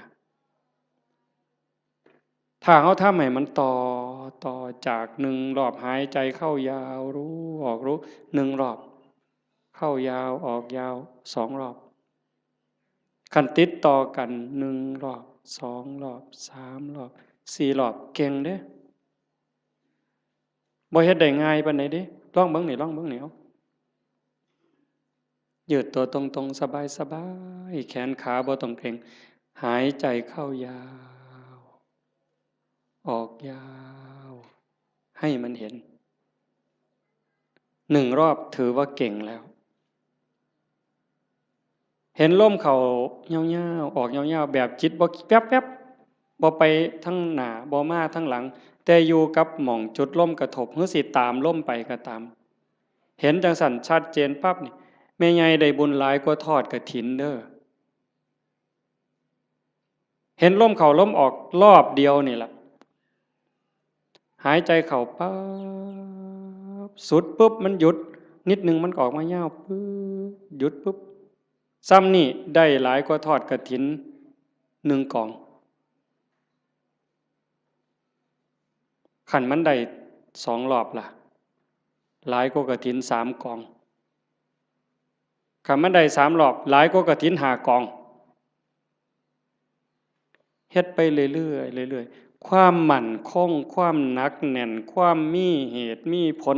มันจะเกิดขึ้นมาเลยอาตมาเห็นแนวนั้นเด้ความมั่นคงความบ่ย้านบ่หวั่นบ่เกรงคันมันถึกแล้วคือถึกโลด ตรงนี้มันจะเป็นสมบัติซอยเฮาย่ามเจ็บย่ามไข้ย่ามผิดหวังย่ามสมหวังมันก็จะไหลไปเรื่อยจากการได้ความสงบความร่มเย็นบางสีบ่หาแต่หลายดอกบ่ทันเก่งอีหยังดอกซำนั้นแต่มันจะพัฒนาไปมันจะลุ่มลึกไปโดยลำดับลาดเอียงไปโดยลำดับไม่โกรกชันเหมือนภูเขาขาดพระพุทธเจ้าพูดว่าซั่นเด้ธรรมะของพระองค์นั้นลุ่มลึกไปโดยลำดับลาดเอียงไปโดยลำดับไม่โกรกชันเหมือนภูเขาขาดมันจะคอยเพิ่มคอยเติมคอยเพิ่มคอยเติมความหนักแน่นความร่มเย็นหลายขึ้นความสุขหลายขึ้นนะยายพระพุทธเจ้าเพิ่นบอกว่านัตถิสันติปรังสุขขังความสุขอื่นยิ่งกว่าความสงบไม่มีบ่มีวันเถียงเด้ความสุขอื่นยิ่งกว่าความสงบบ่มีอันนี้เพียงแค่เฮาสงบกายสงบภายนอกการเฮาอยู่บ้านเสียงโทรทัศน์เสียงหมาเสียงแมวเสียงลูกเสียงหลานเสียงวิทยุเสียงมอเตอร์ไซค์เสียงเด็กน้อยตีกันขากันหายแอวหนหูหนหวยจักหยังตัวหยังเป็นจังไดบัดเฮามาอยู่วัดปุ๊บงัวก็บ่ยากหน้าก็บ่ยากหลานก็บ่ยากลูกก็บ่ยากอยู่แต่เจ้าของเป็นจังไดซ้ำนี่สำบายขึ้นอันนี้ทั้งนอกเด้ถ้าใจเฮาที่มันเคยวุ่นวายเดี๋ยวก็ไปฮักเดี๋ยวก็ไปสั่งเดี๋ยวก็อิจฉาเดี๋ยวก็น้อยใจเดี๋ยวก็ดูหมิ่นดูแคลนผู้อื่นรักโกรธเกลียดกลัวทั้งรักทั้งโกรธทั้งเกลียดทั้งกลัวทั้งย้านมันรบกวนจิตอยู่ตลอดขึ้นลงแต่คันเฮาอยู่กับลมหายใจคือพุทโธปึ๊บหายใจเข้ารู้หายใจออกรู้ปึ๊บเข้าหูออกหูเข้าหูออกหูจิตเริ่มนิ่งลงสงบลงสงบลงความอิ่มใจมันจะค่อยเกิดเอาไปเอามาพอ3 มื้อ4 มื้อ5 มื้อนั่งอยู่ซื่อๆน้ำตาก็ไหลดิไม่ออกสิเคยหลายคนเวลาตั้งใจเฮ็ดเนี่ยตั้งแต่คิดฮอดแม่คิดฮอดพ่อคิดฮอดผู้มีคุณคันเพิ่นยังอยู่ก็อยากให้เพิ่นได้เฮ็ดคิดฮอดเพิ่นอยู่ไสน้อมันเฮ็ดแทนบ่ได้เงินแสนเงินล้านก็ซื้อบ่ได้คันเพิ่นตายแฮงแต่คิดฮอดหลายเบิดเพิ่นเว้ากันบ่ฮู้เรื่องจักอยู่ไสชีวิตเฮาก็ได้มาจากเพิ่นเนาะได้อยู่ได้กินก็ย้อนเพิ่นได้เป็นขู่เป็นคนมาฮอดมื้อนี้ก็ย้อนเพิ่นสิตอบแทนแนวใดคิดไปจังซี่ก็น้ำตาพังยาวๆๆเฮ็ดจังไดบัดนี้สรุปโอ้ยเฮาก็ต้องเฮ็ดดีแล้วบัดนี้แม่ตายจากพ่อตายจากเพิ่นมาเฮ็ดนำเฮาบ่ได้ชีวิตเฮาก็เป็นของเพิ่นเฮาเฮ็ดดีเพิ่นก็ได้นำสิตั้งใจเฮ็ดดีเว้าก็ให้มันดีเป็นประโยชน์กับตนเองและผู้อื่นอันใดสิเป็นประโยชน์กับโลกกับสังคมกับประเทศชาติกับศาสนาทุ่มเทโลดบัดพ่อก็สิได้นำแม่ก็สิได้นำคนดีมันเกิดขึ้นบ่นี้โยมพอมันสิได้พิจารณาเองของมันจากนี่ผ่านไปก็เก่งไปนำอีกเบิดยามมีแนวมากระทบตากระทบจิตกระทบกายกระทบใจอิหยังก็แล้วแต่มันก็พากได้สติขึ้นมาปึ๊บน้ำตาขูอยู่ๆนี่มันหยุดจึกโลดเฮ้ยโง่ไปแล้วอันนี้บ่แม่นแล้วพากความรู้สึกนั้นออกมาเป็นจังซี่เด้ยกจิตออกมาเลยเป็นผู้เบิ่งโอ้มันเป็นเรื่องธรรมดาตั่วเกิดแก่เจ็บตายเป็นธรรมดามันก็สิสอนอีกเจ้าสิมาเสียใจหยังตอนนี้ตั้งแต่ตอนเพิ่นอยู่นำเจ้าเจ้าคือบ่เฮ็ดดีนำเพิ่นนอกจากผู้ที่ตายไปแล้วผู้ที่ยังได้เจ้าเฮ็ดดีจังไดกับเขาอีกเจ้าสิมาร้องไห้คิดฮอดแต่ผู้ตายบัดผู้ยังเจ้าบ่เบิ่งเอาเจ้าสิเสียใจอีกทีหลังบ่นี่มันก็จะสอนมาเองเจ้าของนี่สอนเจ้าของเป็นจังซี่เด้ยายจากนั้นตาเห็นมัน หูได้ยินจมูกได้กลิ่นลิ้นได้รสสติมันมาท่านปุ๊บเคยหักมันก็สิตัดจึดออกบ่หักเคยเป็นตาสร้างมันสิตัดจึกบ่สร้างนำบ่หักนำบ่สร้างนำบ่ยินดีนำบ่ยินหายนำมันจะอยู่กับมันอย่างเดียวฮอดกินข้าวกินน้ำแซ่บมันก็บ่แซ่บบ่แซ่บมันก็บ่แม่นบ่แซ่บมันหู้ซื่อๆแล้วก็แล้วด่ากับย่องซ้ำกันบัดเจ้าสิสรรเสริญเจ้าสินินทาสิดูถูกข่อยก็ซ้ำเก่ามันเข้าใจอะนี่คือการยกจิตเด้อโยมบ่แม่นเฮาสิมาเอาบุญซื่อๆเด้ครูบาคือกันเด้บวชเอาบุญน่ะมันเป็นเรื่องเด็กน้อยนี่ไงเว้าหมู่เจ้านำนะซะบัดนี้อันพากันมาวัดมาว่ามาฟังเทศน์ฟังธรรมขี่รถไปฟังเทศน์บ้านนั้นบ้านนี้ไปเพี้ยนบ้านนั้นบ้านนี้ไปทำวัดเช้าวัดเย็นน้ำวัดน้ำครูบาอาจารย์ไปเอาบุญน่ะเด็กน้อยเศร้าเล่นเฮือนน้อยได้บ่เดี๋ยวนี้ฮะเรื่องเอาบุญนั้นเป็นเรื่องเด็กน้อยซะแล้วแต่ก็จำเป็นเด้เด็กน้อยมันต้องเอาขนมอ้อยเด้เอาไข่เค็มอ้อยเด้เอาบักขามอ้อยก็เอาเด้แต่ว่าเฮาก็ต้องใหญ่ขึ้นมานำจากการไปวัดไปว่าเพื่อเอาบุญให้เป็นการศึกษาเรียนรู้ธรรมพัฒนาเจ้าของยกระดับจิตเจ้าของกายนี่ยกบ่ได้แล้วล่ะนี่แต่สิสุดไปสุดไปสุดไปจักมื้อก็สิดับถิ่มไปล่ะใจนี่ตัวมันบ่ตายนี่ยกใจให้มันสูงก่อนตายนี่แหมแบบว่าเขาด่าบ่เครียดนี่เฮ็ดง่ายบ่ยายเขารักของบ่เสียดายนี่เฮ็ดง่ายบ่ยากเด้คันเฮาบ่ฝึกมื้อนี้สิไปฝึกมื้อใดบัดจังว่ามาวัดมาว่ามาปฏิบัติคือการมาฝึกเจ้าของยกใจเจ้าของอย่าให้มันไปยินดียินหายอย่ายินดีในเวลากระทบกับอารมณ์ที่น่ายินดีอย่ายินร้ายในอารมณ์ที่น่ายินร้ายมันเฮ็ดบ่ทันใดมื้อนี้ก็เพียรมันฝึกมันฝนมันประพฤติปฏิบัติเฮ็ดเอาคันเฮาเข้าใจแล้วมันจะหูทางเฮ็ดอยู่เด้มื้อเช้าอาตมาบอกโยมวัดโน่นกุลมว่าจากมื้อนี้ไปนี่ให้หาข้อบกพร่องเจ้าของทุกคนหาจุดอ่อนเจ้าของ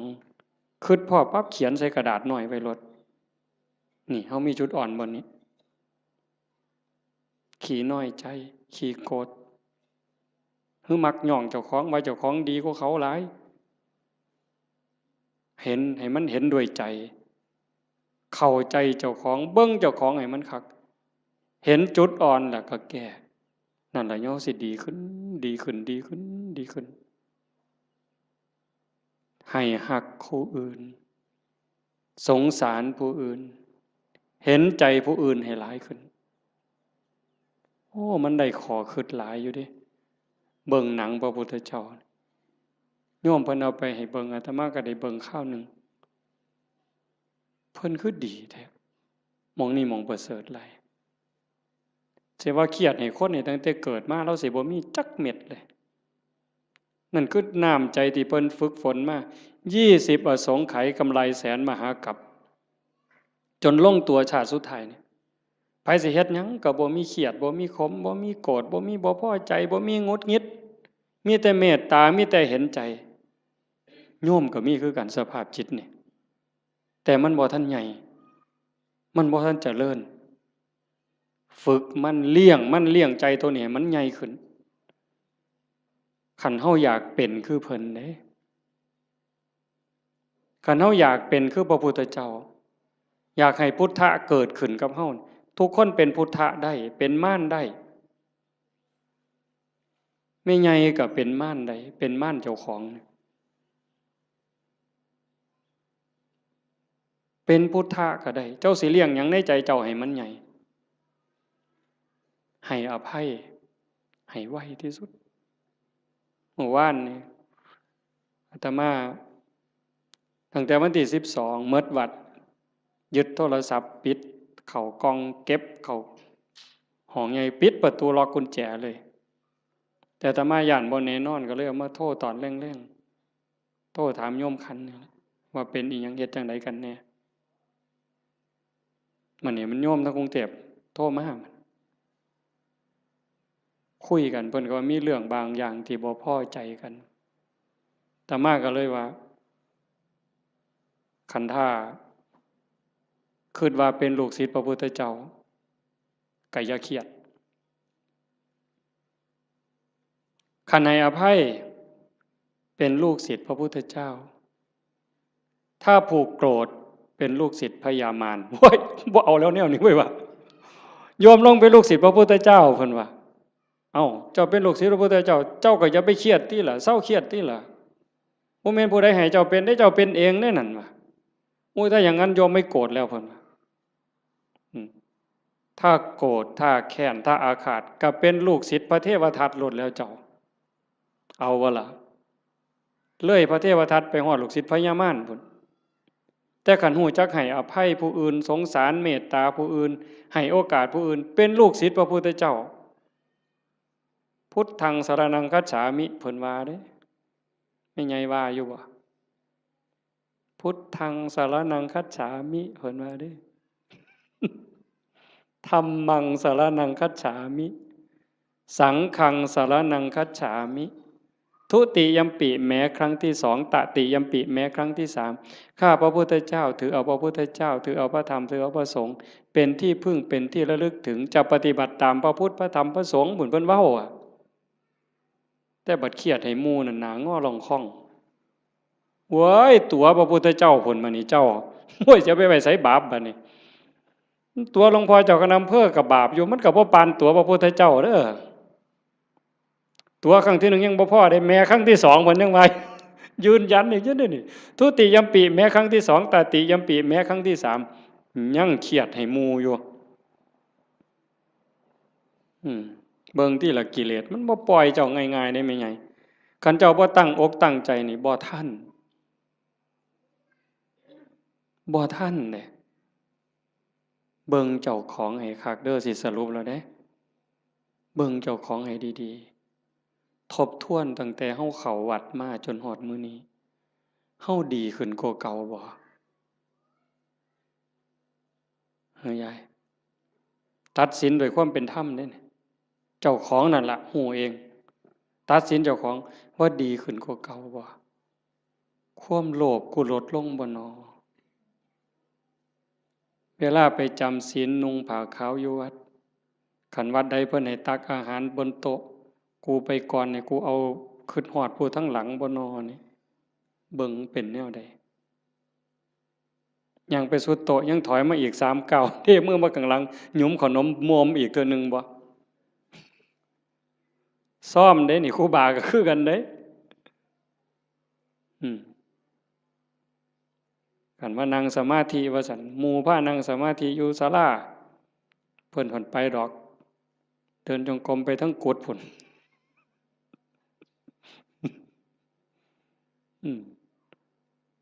ยามปฏิบัติธรรมงานปริวาสคือกันยามหมู่เดินจงกรมเป็นแถวเพิ่นก็ไปดอกทำท่าไปห้องน้ำฉลาดแต่ได้กิเลสผู้ใดสอนมันเจ้าวะมันหูจักเอาโตรอดคอรอแค่แลแก้โตนี่ไว้ปานเกียร์จักผู้ใดสอนมันปานนั่นได้มันนี่ให้กว่าน้ำยังวะทิ่มกับตาลงน้ำจักมันเข้าตาใดตัวตาใดแล้วหมู่เจ้านี่คือกันคันลองเฮ็ดหยังผิดหมู่เหลียวเบิ่งนี่เพิ่นแก้โตปั๊บโลกดอกนั่งฟังเทศน์ตอดเงาเงึกหมู่เหลียวเบิ่งเพิ่นทำท่าเกาหัวเสยเพิ่นเด้บ่ได้ว่าเจ้าของเงานอนจักเม็ดได้หั่นมันฉลาดปานนั้นจักผู้ใดบอกมันหยังวะ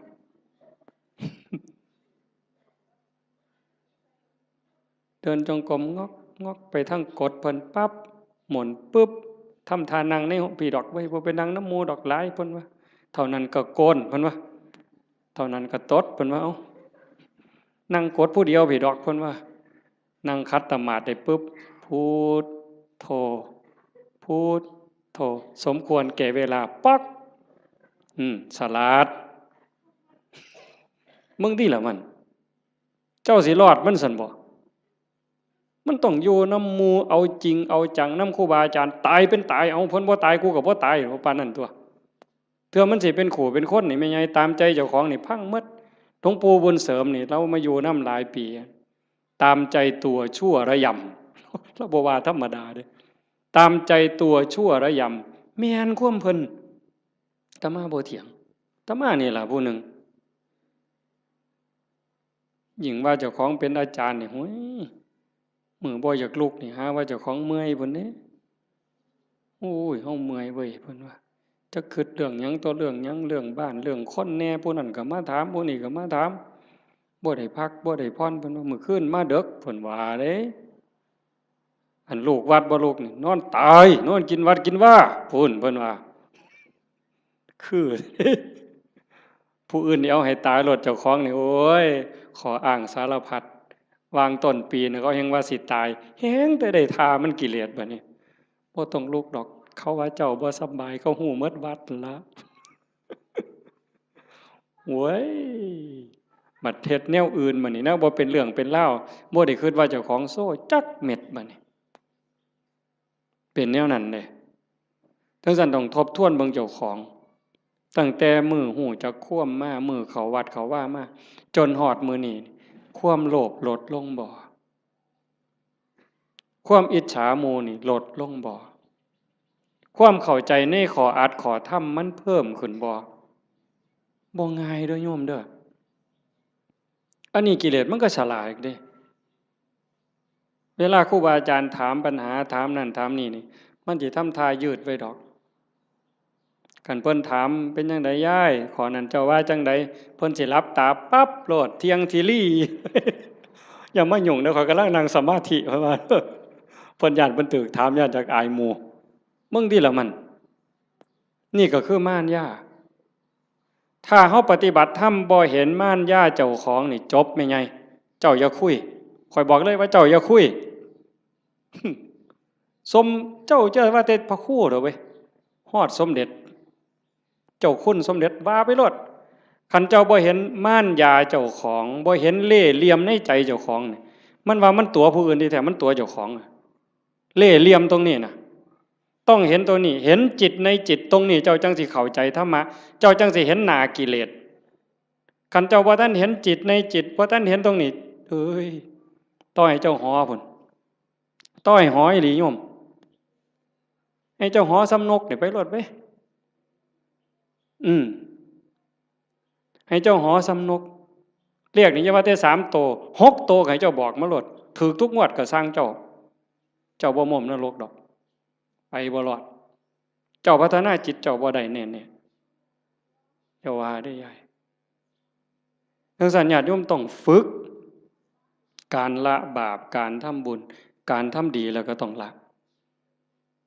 เฮ็ดหยังทำหยังพยายามว่างยิ่งเฮาทำบุญบ่ต้องเอาหยังอย่าเอาแม้แต่คำย่องคันเฮ็ดได้ตรงนี้สิใกล้พระพุทธเจ้าได้นี่บ่ง่ายเด้คันเฮาไปบ่ใกล้พระพุทธเจ้านรกมันเอิ้นเฮาอยู่ทอดกฐิน8 ล้านกองนรกมันก็เอิ้นเจ้าอยู่เนี่ยรักษาศีลจนตายมันก็เอิ้นเจ้าลงนรกอยู่นี่เอานั่งสมาธิจนหอได้จนหายโตมันก็เอิ้นเจ้าลงนรกได้คือเก่าแต่คันเจ้าเห็นจิตในจิตเข้าใจเจ้าของหูจักละหูจักว่างเห็นกับกิเลสมันกระซิบเจ้าหูจักหนามันแล้วก็ยันหน้าผากมันออกนั่นเจ้าสิเข้าใจแล้วก็ฝึกละฝึกว่างตัวนี้คือบ่ให้ปุ๋ยมันเลยบ่ให้อัตตาบ่ให้ตัวตนบ่ให้ม่านมันได้ช่องจังสั่นเฮาเฮ็ดหยังทำทานทำหยังบ่ต้องมีสื่อมีเสียงดีที่สุดตัวนี้มันสิยกเจ้าขึ้นไปสู่อริยมรรคไปเลยสู่อริยมรรคอริยผลแต่ขันยังยากน้ำซื่อน้ำเสียงอยู่นี่ว้ายว่าออกบุญกฐินเด้อว่าตามสมควรหรือตามกำลังก็แล้วแต่ออกมาออกแล้วไปนั่งอยู่เฮือนเงี่ยงหูหน่อยฟังย่ำไหนกำนันสิอ่านสื่อกูหนอตอนกำนันอ่านสื่อเจ้าของล่ะไปฆ่าอาบน้ำบ่ได้ยิน ออกมาแต่อาบน้ำโอ้เศร้าอ่านอีก2 คนหมดเว้ยบ่มีชื่อกูว่ะไถไหนมาฮอดกำนันคือบ่อ่านให้ข่อยแน่ล่ะเพิ่นว่าตายเด้นั่นน่ะขาดทุนโยมสุบินนี่ไปออกวิทยุคือกันแล้วคือบ่มีชื่อข่อยแน่ล่ะยายเพิ่นสิว่าจักมื้อนึง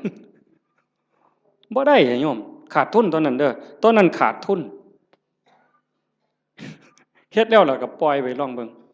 เพิ่นสิอ่านก็เรื่องของเพิ่นบ่อ่านก็เรื่องของเพิ่นแต่กิเลสมันก็มักย่องเด้นี่คันได้ถูกอ่านชื่อจักหน่อยแล้วโอ้ยหน้าไข่อึ้งลึงขึ้นโลดเข้าเรือนก็บ่ได้มันคาประตูมันใหญ่หลายอืมฝึกใหม่ใหม่ๆมันก็สิเป็นเสียดายอยู่ดอกคันเพิ่นย่องแล้วทรงมีแรงแต่คันดูเขาเฮ็ดแล้วก็แล้วไปเฮ็ดแล้วก็แล้วไปหน่อยก็ตามหลายก็ตามเฮ็ดด้วยใจด้วยความศรัทธาจริงๆอุบายของการให้ท่านเป็นอุบายเอาชนะความเห็นแก่ตัวเอาชนะความขี้ทีเท่านั้นเด้เรื่องสวรรค์น่ะเป็นแนวล่อซื่อๆเด้พุทธศาสนาแท้ๆนั่นการให้ท่านเป็นอุบายเอาชนะความขี้ทีเอาชนะความเห็นแก่ตัวคันเฮาสละได้นั่นมันเป็นจาคะคันเฮาอยากได้ซื่อๆอยากให้เขาย่องอยากมีซื่อติดน้ำนั่นน้ำนี่อันนั้นมันเพียงแค่ให้ทานยายเฮ็ดนั่นเฮ็ดนี่อยากให้เพิ่นย่องอยากให้เพิ่นประกาศติดซื่อไว้ให้คนได้ฮู้ได้เห็นมันก็ดีระดับหนึ่งแต่มันเพียงแค่ให้ทานมันบ่ทันฮอดจาคะจาคะนี่สลัดออกบ่เอามาได้เอาออกเอาไปแล้วอย่ามาเฮ็ดหยังบ่เอาแม้กระทั่งคำย่องคำย่อนั่นมันสิได้เป่านิพพานเป็นของให้เปล่าบ่ได้ซื้อเพราะสลึงอันนี้เว้าน้ำก้นหลวงปู่เด้นิพพานเป็นของให้เปล่าพระอริยเจ้าตั้งแต่โสดาบันสกิทาคานาคาก็เป็นของให้เป่าบ่ได้ซื้อเพราะสลึงแต่อาศัยการฝึกการฝนการบ่มจิตบ่มใจจังซั่นให้ฝึกมันบ่ทันล่ะยายเคยมีคนไปถามพระพุทธเจ้านี่แล้วว่าแก่แล้วเฒ่าแล้ว120 ปีบ่2เฒ่าอันเคยได้ยินตัว2เฒ่าน่ะ120 ปีหัวสั่นงอกไปกราบพระพุทธเจ้าโอ้ยแตะกี้มั่วประมาทหลายว่าซั่นตอนนี้เฒ่าแล้วจักสิตายมื้อใดเฮ็ดจังไดจังสิได้บุญหลายว่าซั่นมันจังสิได้ทัน120 ปีเนาะมันสิเลยจักมื้อเจ้าว่าบ่ทันได้เฮ็ดบุญจักหน่อยหรือเฮ็ดจังไดมันยังสิทันมันยังสิได้หลายที่สุดพระพุทธเจ้าว่านั่งอยู่ซื่อๆบ่ต้องไปเฮ็ดหยังดอกคันจะไปทอดกฐินทอดผ้าป่าก็บ่ทันหมู่ดอกเธอจะไปหาผ้ากฐินนั่นตายซ้ำบ่ได้ทอดดอกสิไปหุงข้าวใส่บาตรดีบ่ดีดังไฟบ่ทันแล้วตายแล้วเจ้านั่งเบิ่งลมหายใจหันไปหายใจเข้าหายใจออกเข้าก็ปล่อยออกก็ปล่อยบ่มีผู้ใดเสียดายนี่คือปล่อยว่างจาคะ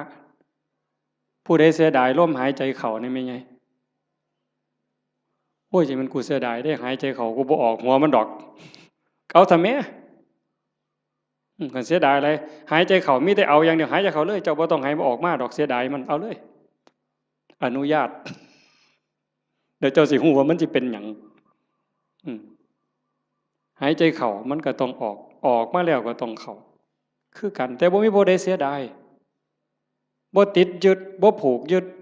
บ่ถือมั่นในลมหายใจเข้าหายใจออกการเป็นการอยู่ในชีวิตประจำวันก็คือทำดีนี่ต้องเฮ็ดละชั่วก็ต้องล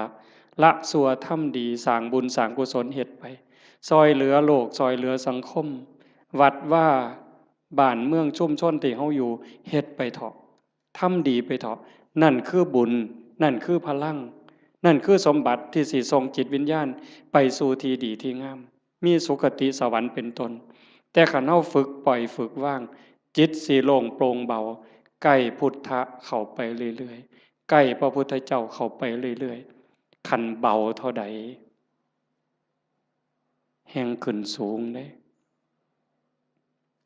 จิตเบาจากความยึดมั่นถือมั่น เบาจากความยึดถือความเป็นตัวเป็นตนนั้นนั่นไก่พระพุทธเจ้าเพิ่นเว้าเป็นอุปมาว่าประตูพระนิพพานเฮาสิเข้าไปเมืองนิพพานได้จะต้องเฮ็ดโตน้อยๆความรู้สึกว่าเป็นตัวเป็นตนมันต้องน้อยอีหลีน้อยส่ำใดน้อยส่ำเพิ่นว่า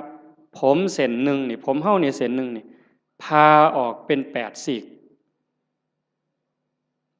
กลับเมื่อนี่ไม่ออกก็ลองไปพาเบิ่งเด้อพาผมเฮาเส้นหนึ่งให้มันได้8ซีกพาทั้งยาวนี่ให้มันได้8ซีกผม1ใน8นะ8ใน1นั่นเส้นเดียวพาเป็น8ซีกเอามาซีกนึงจังแง่เข้าไปในหูประตูพระนิพพานได้ความรู้สึกเป็นโตเป็นตนเป็นกูนี่นะบอกภาษาเฮากูเป็นยามึงตัวกูเป็นแม่มึงตัวกูเป็นแม่เฒ่ามึงตัวให้มันเหลือน้อยซ้ำกับผมเส้นหนึ่งพาเป็น8ซีกจังสิเข้าประตูพระนิพพานไปหาพระพุทธเจ้าได้จังซั่นการทำลายความเห็นแก่ตัวแบบเอาของคนอื่นอันนั้นย้อนโลภย้อนโกรธพานแต่เห็นย้อนคุณงามความดีอยากได้ชื่ออยากได้เสียงต้องถูกย่องต้องถูกย่อต้องถูกประกาศต้องถูกสรรเสริญจังแม่นอันนั้นก็ได้ไปแค่สวรรค์ได้แค่ทานแต่บ่ทันฮอดจาคะคันสลัดออก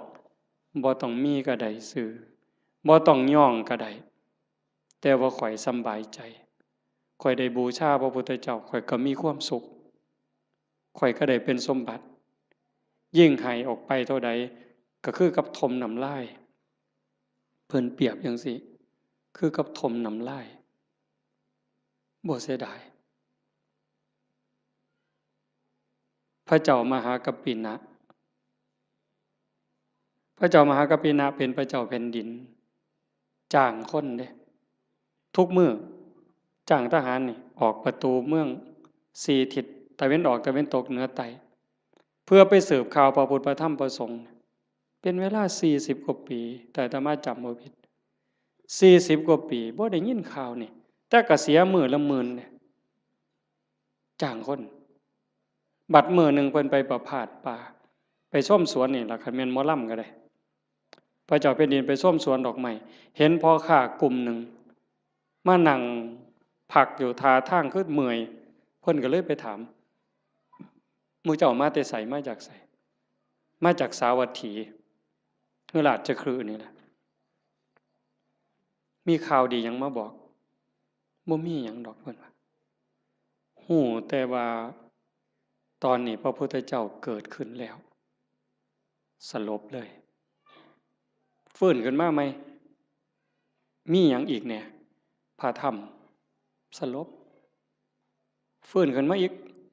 นอกจากพระพุทธพระธรรมแล้วมีหยังอีกพระสงฆ์สลบเฮ็ดจังไดบัดนี้ให้เลขานั่นเขียนหนังสือทันทีเฮาสิสละบวช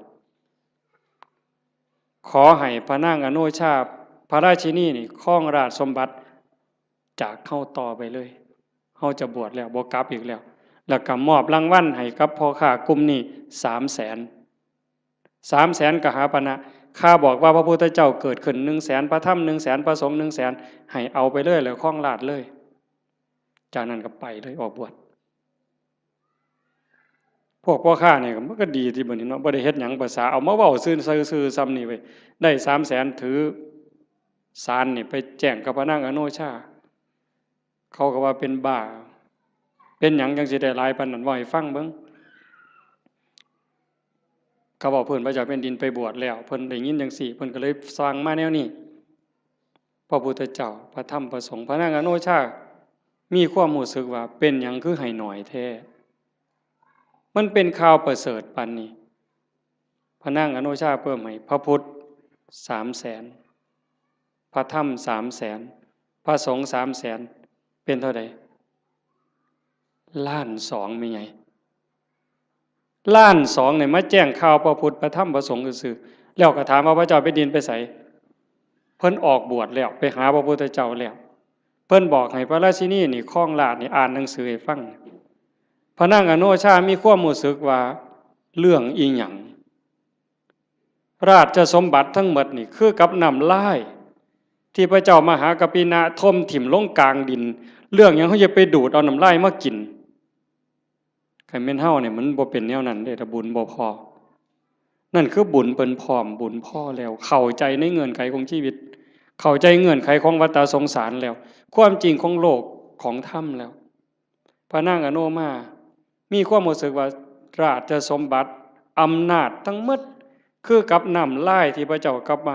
พระเจ้ามหากปินะทมถิ่มแล้วเรื่องหยังเฮาสิไปดูดมากืนกินเฮาก็สิบวชคือกันออกบวชคือกัน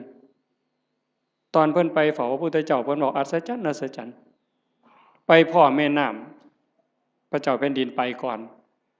ไปพ่อแม่น้ำบ่มีแพบ่มีเหือเฮ็ดจังได๋อ้างคุณพระพุทธเจ้า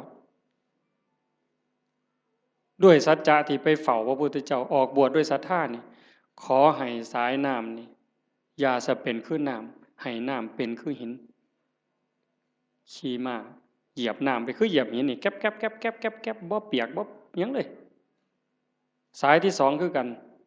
สายที่สามคือกันสายผ่านแม่น้ำสามสายไปได้มาพันคนมาพันตัวคนพันคนพระนางอนุมาตามไปพวกผู้ชายไปก่อนได้ฟังธรรมก่อนบรรลุธรรมก่อนพระเจ้ามหากปินะพร้อมทั้งบริวารทหารนั่น1,000บรรลุธรรมพวกพระราชินีตามไปสาราราชสมบัติตามไปคือกันไปเจอน้ำกับคนฉลาดพระเจ้าแผ่นดินเพิ่นไปได้แนวใดบ่มีเรือบ่มีแพเพิ่นต้องอาศัยสัจจกิริยาจังซี่ตั้งใจตามไปได้คือกันสายที่สองก็ขามได้สายที่สามก็ขามได้พอไปฮอดพระพุทธเจ้าถามหาพวกพระเจ้าแผ่นดินนี่เห็นมาบ่พระพุทธเจ้าเพิ่นฮู้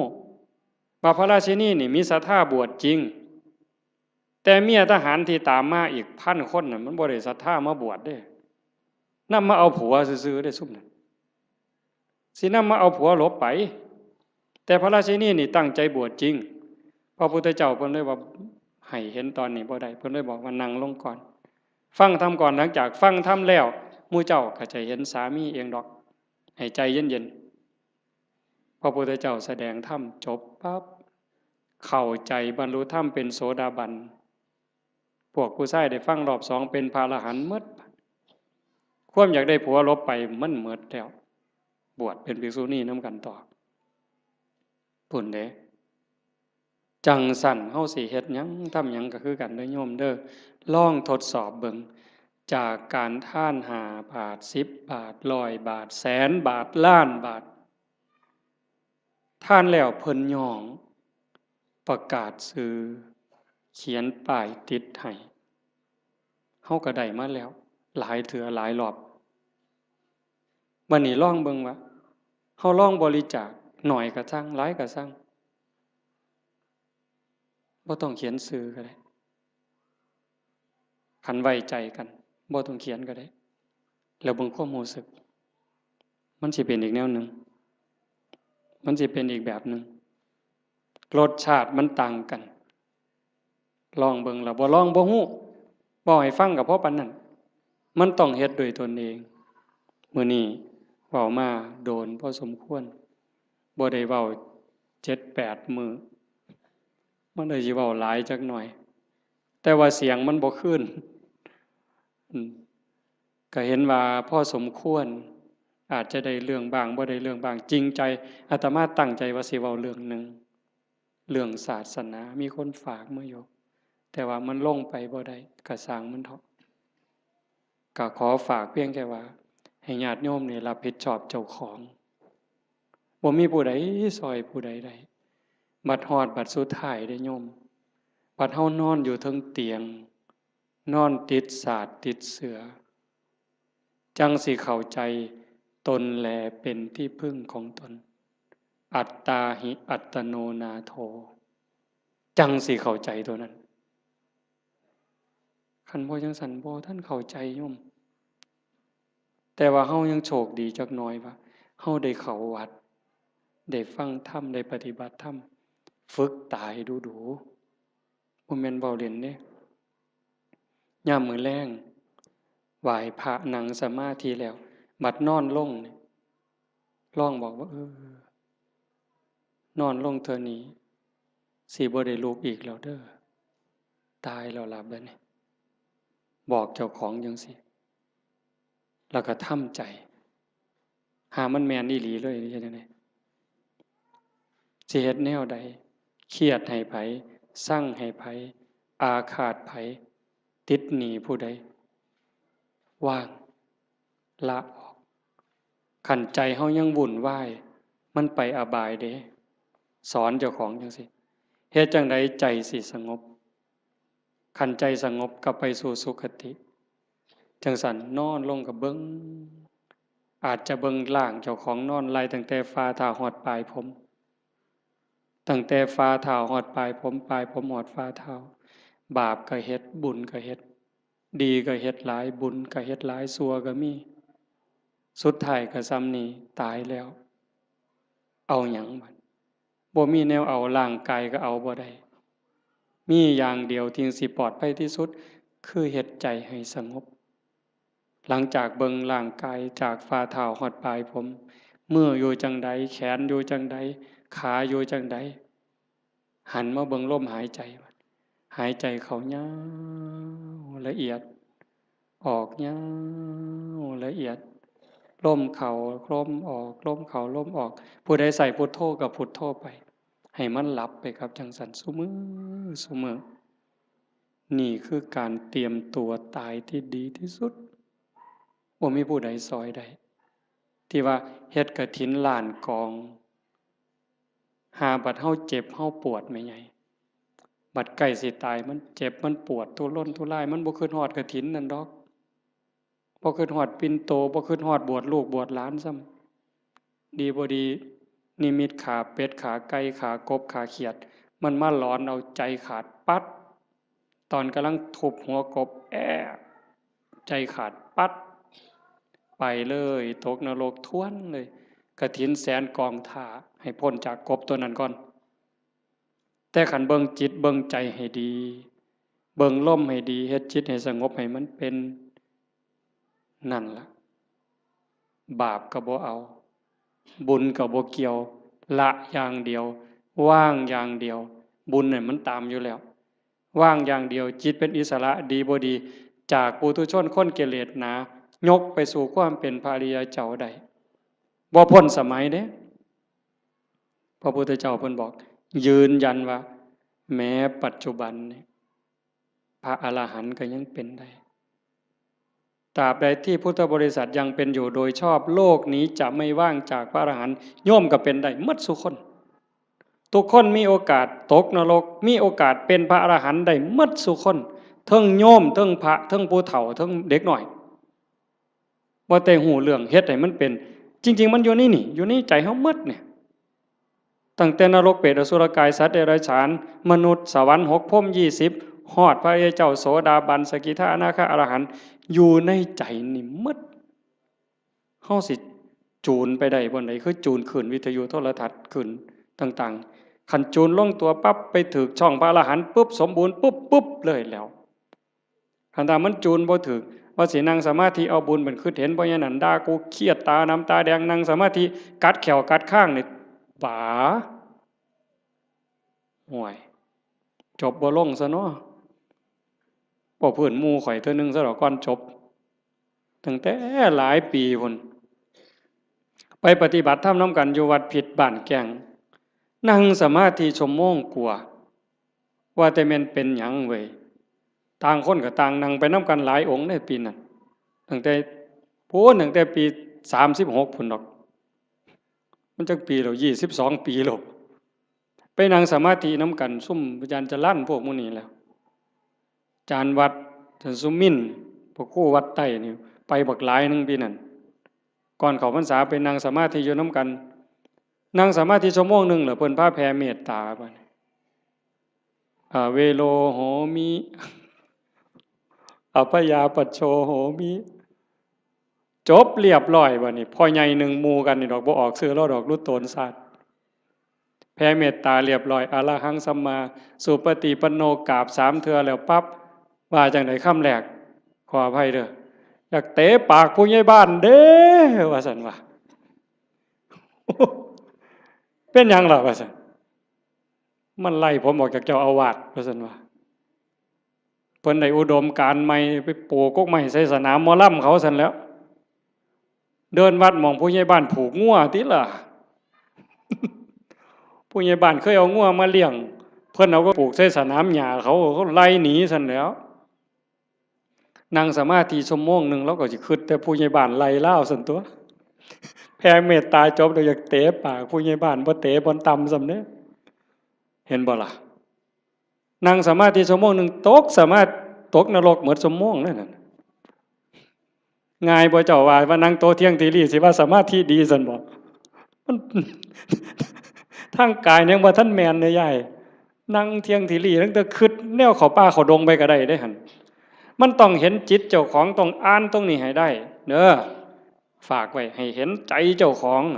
เห็นใจเจ้าของอ่านให้มันออกคือเบิ่งผู้อื่นเฮาเบิ่งผู้อื่นเฮาอ่านใจมันนี่มันกำลังคิดนั่นเด้นี่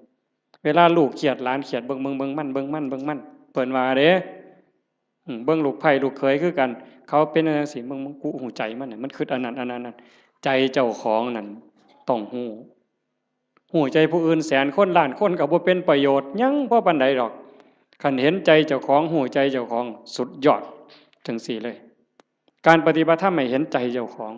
เห็นใจเจ้าของก็เห็นเล่ห์เหลี่ยมของกิเลสเห็นมารยาในใจคันเห็นจังซั่นปั๊บดักทางมันบ่ตามมันบ่สนองมันหมดเหงื่อหมดหญ้าหมดห้ำจอยอ่อนโซ่สุดท้ายตายได้คันเฮาบ่ให้อาหารมันดูๆนี่ความคิดใจที่มันเห็นมันดูๆเขาหักเหลี่ยมมันดูๆเขาบ่ตามใจมันดูๆเขาจักหน่อยก็อ่อนกะลาคุณธรรมอ้วนขึ้นความเป็นพระอ้วนขึ้นในไม่ออกนี่แหละไม่ออกเป็นพระความเป็นพระความเป็นผู้ดีมีศีลมีธรรมสูงขึ้นอ้วนขึ้นอ้าวจบอีหลีแล้วล่ะบัดนี้บ่าย3กับ1นาทีแล้วขออนุโมทนาสาธุกับญาติโยมทุกคนทุกท่านพร้อมทั้งคณะสงฆ์ครูบาอาจารย์พระเดชพระคุณหลวงพ่อเจ้าคณะอำเภอโพนทราย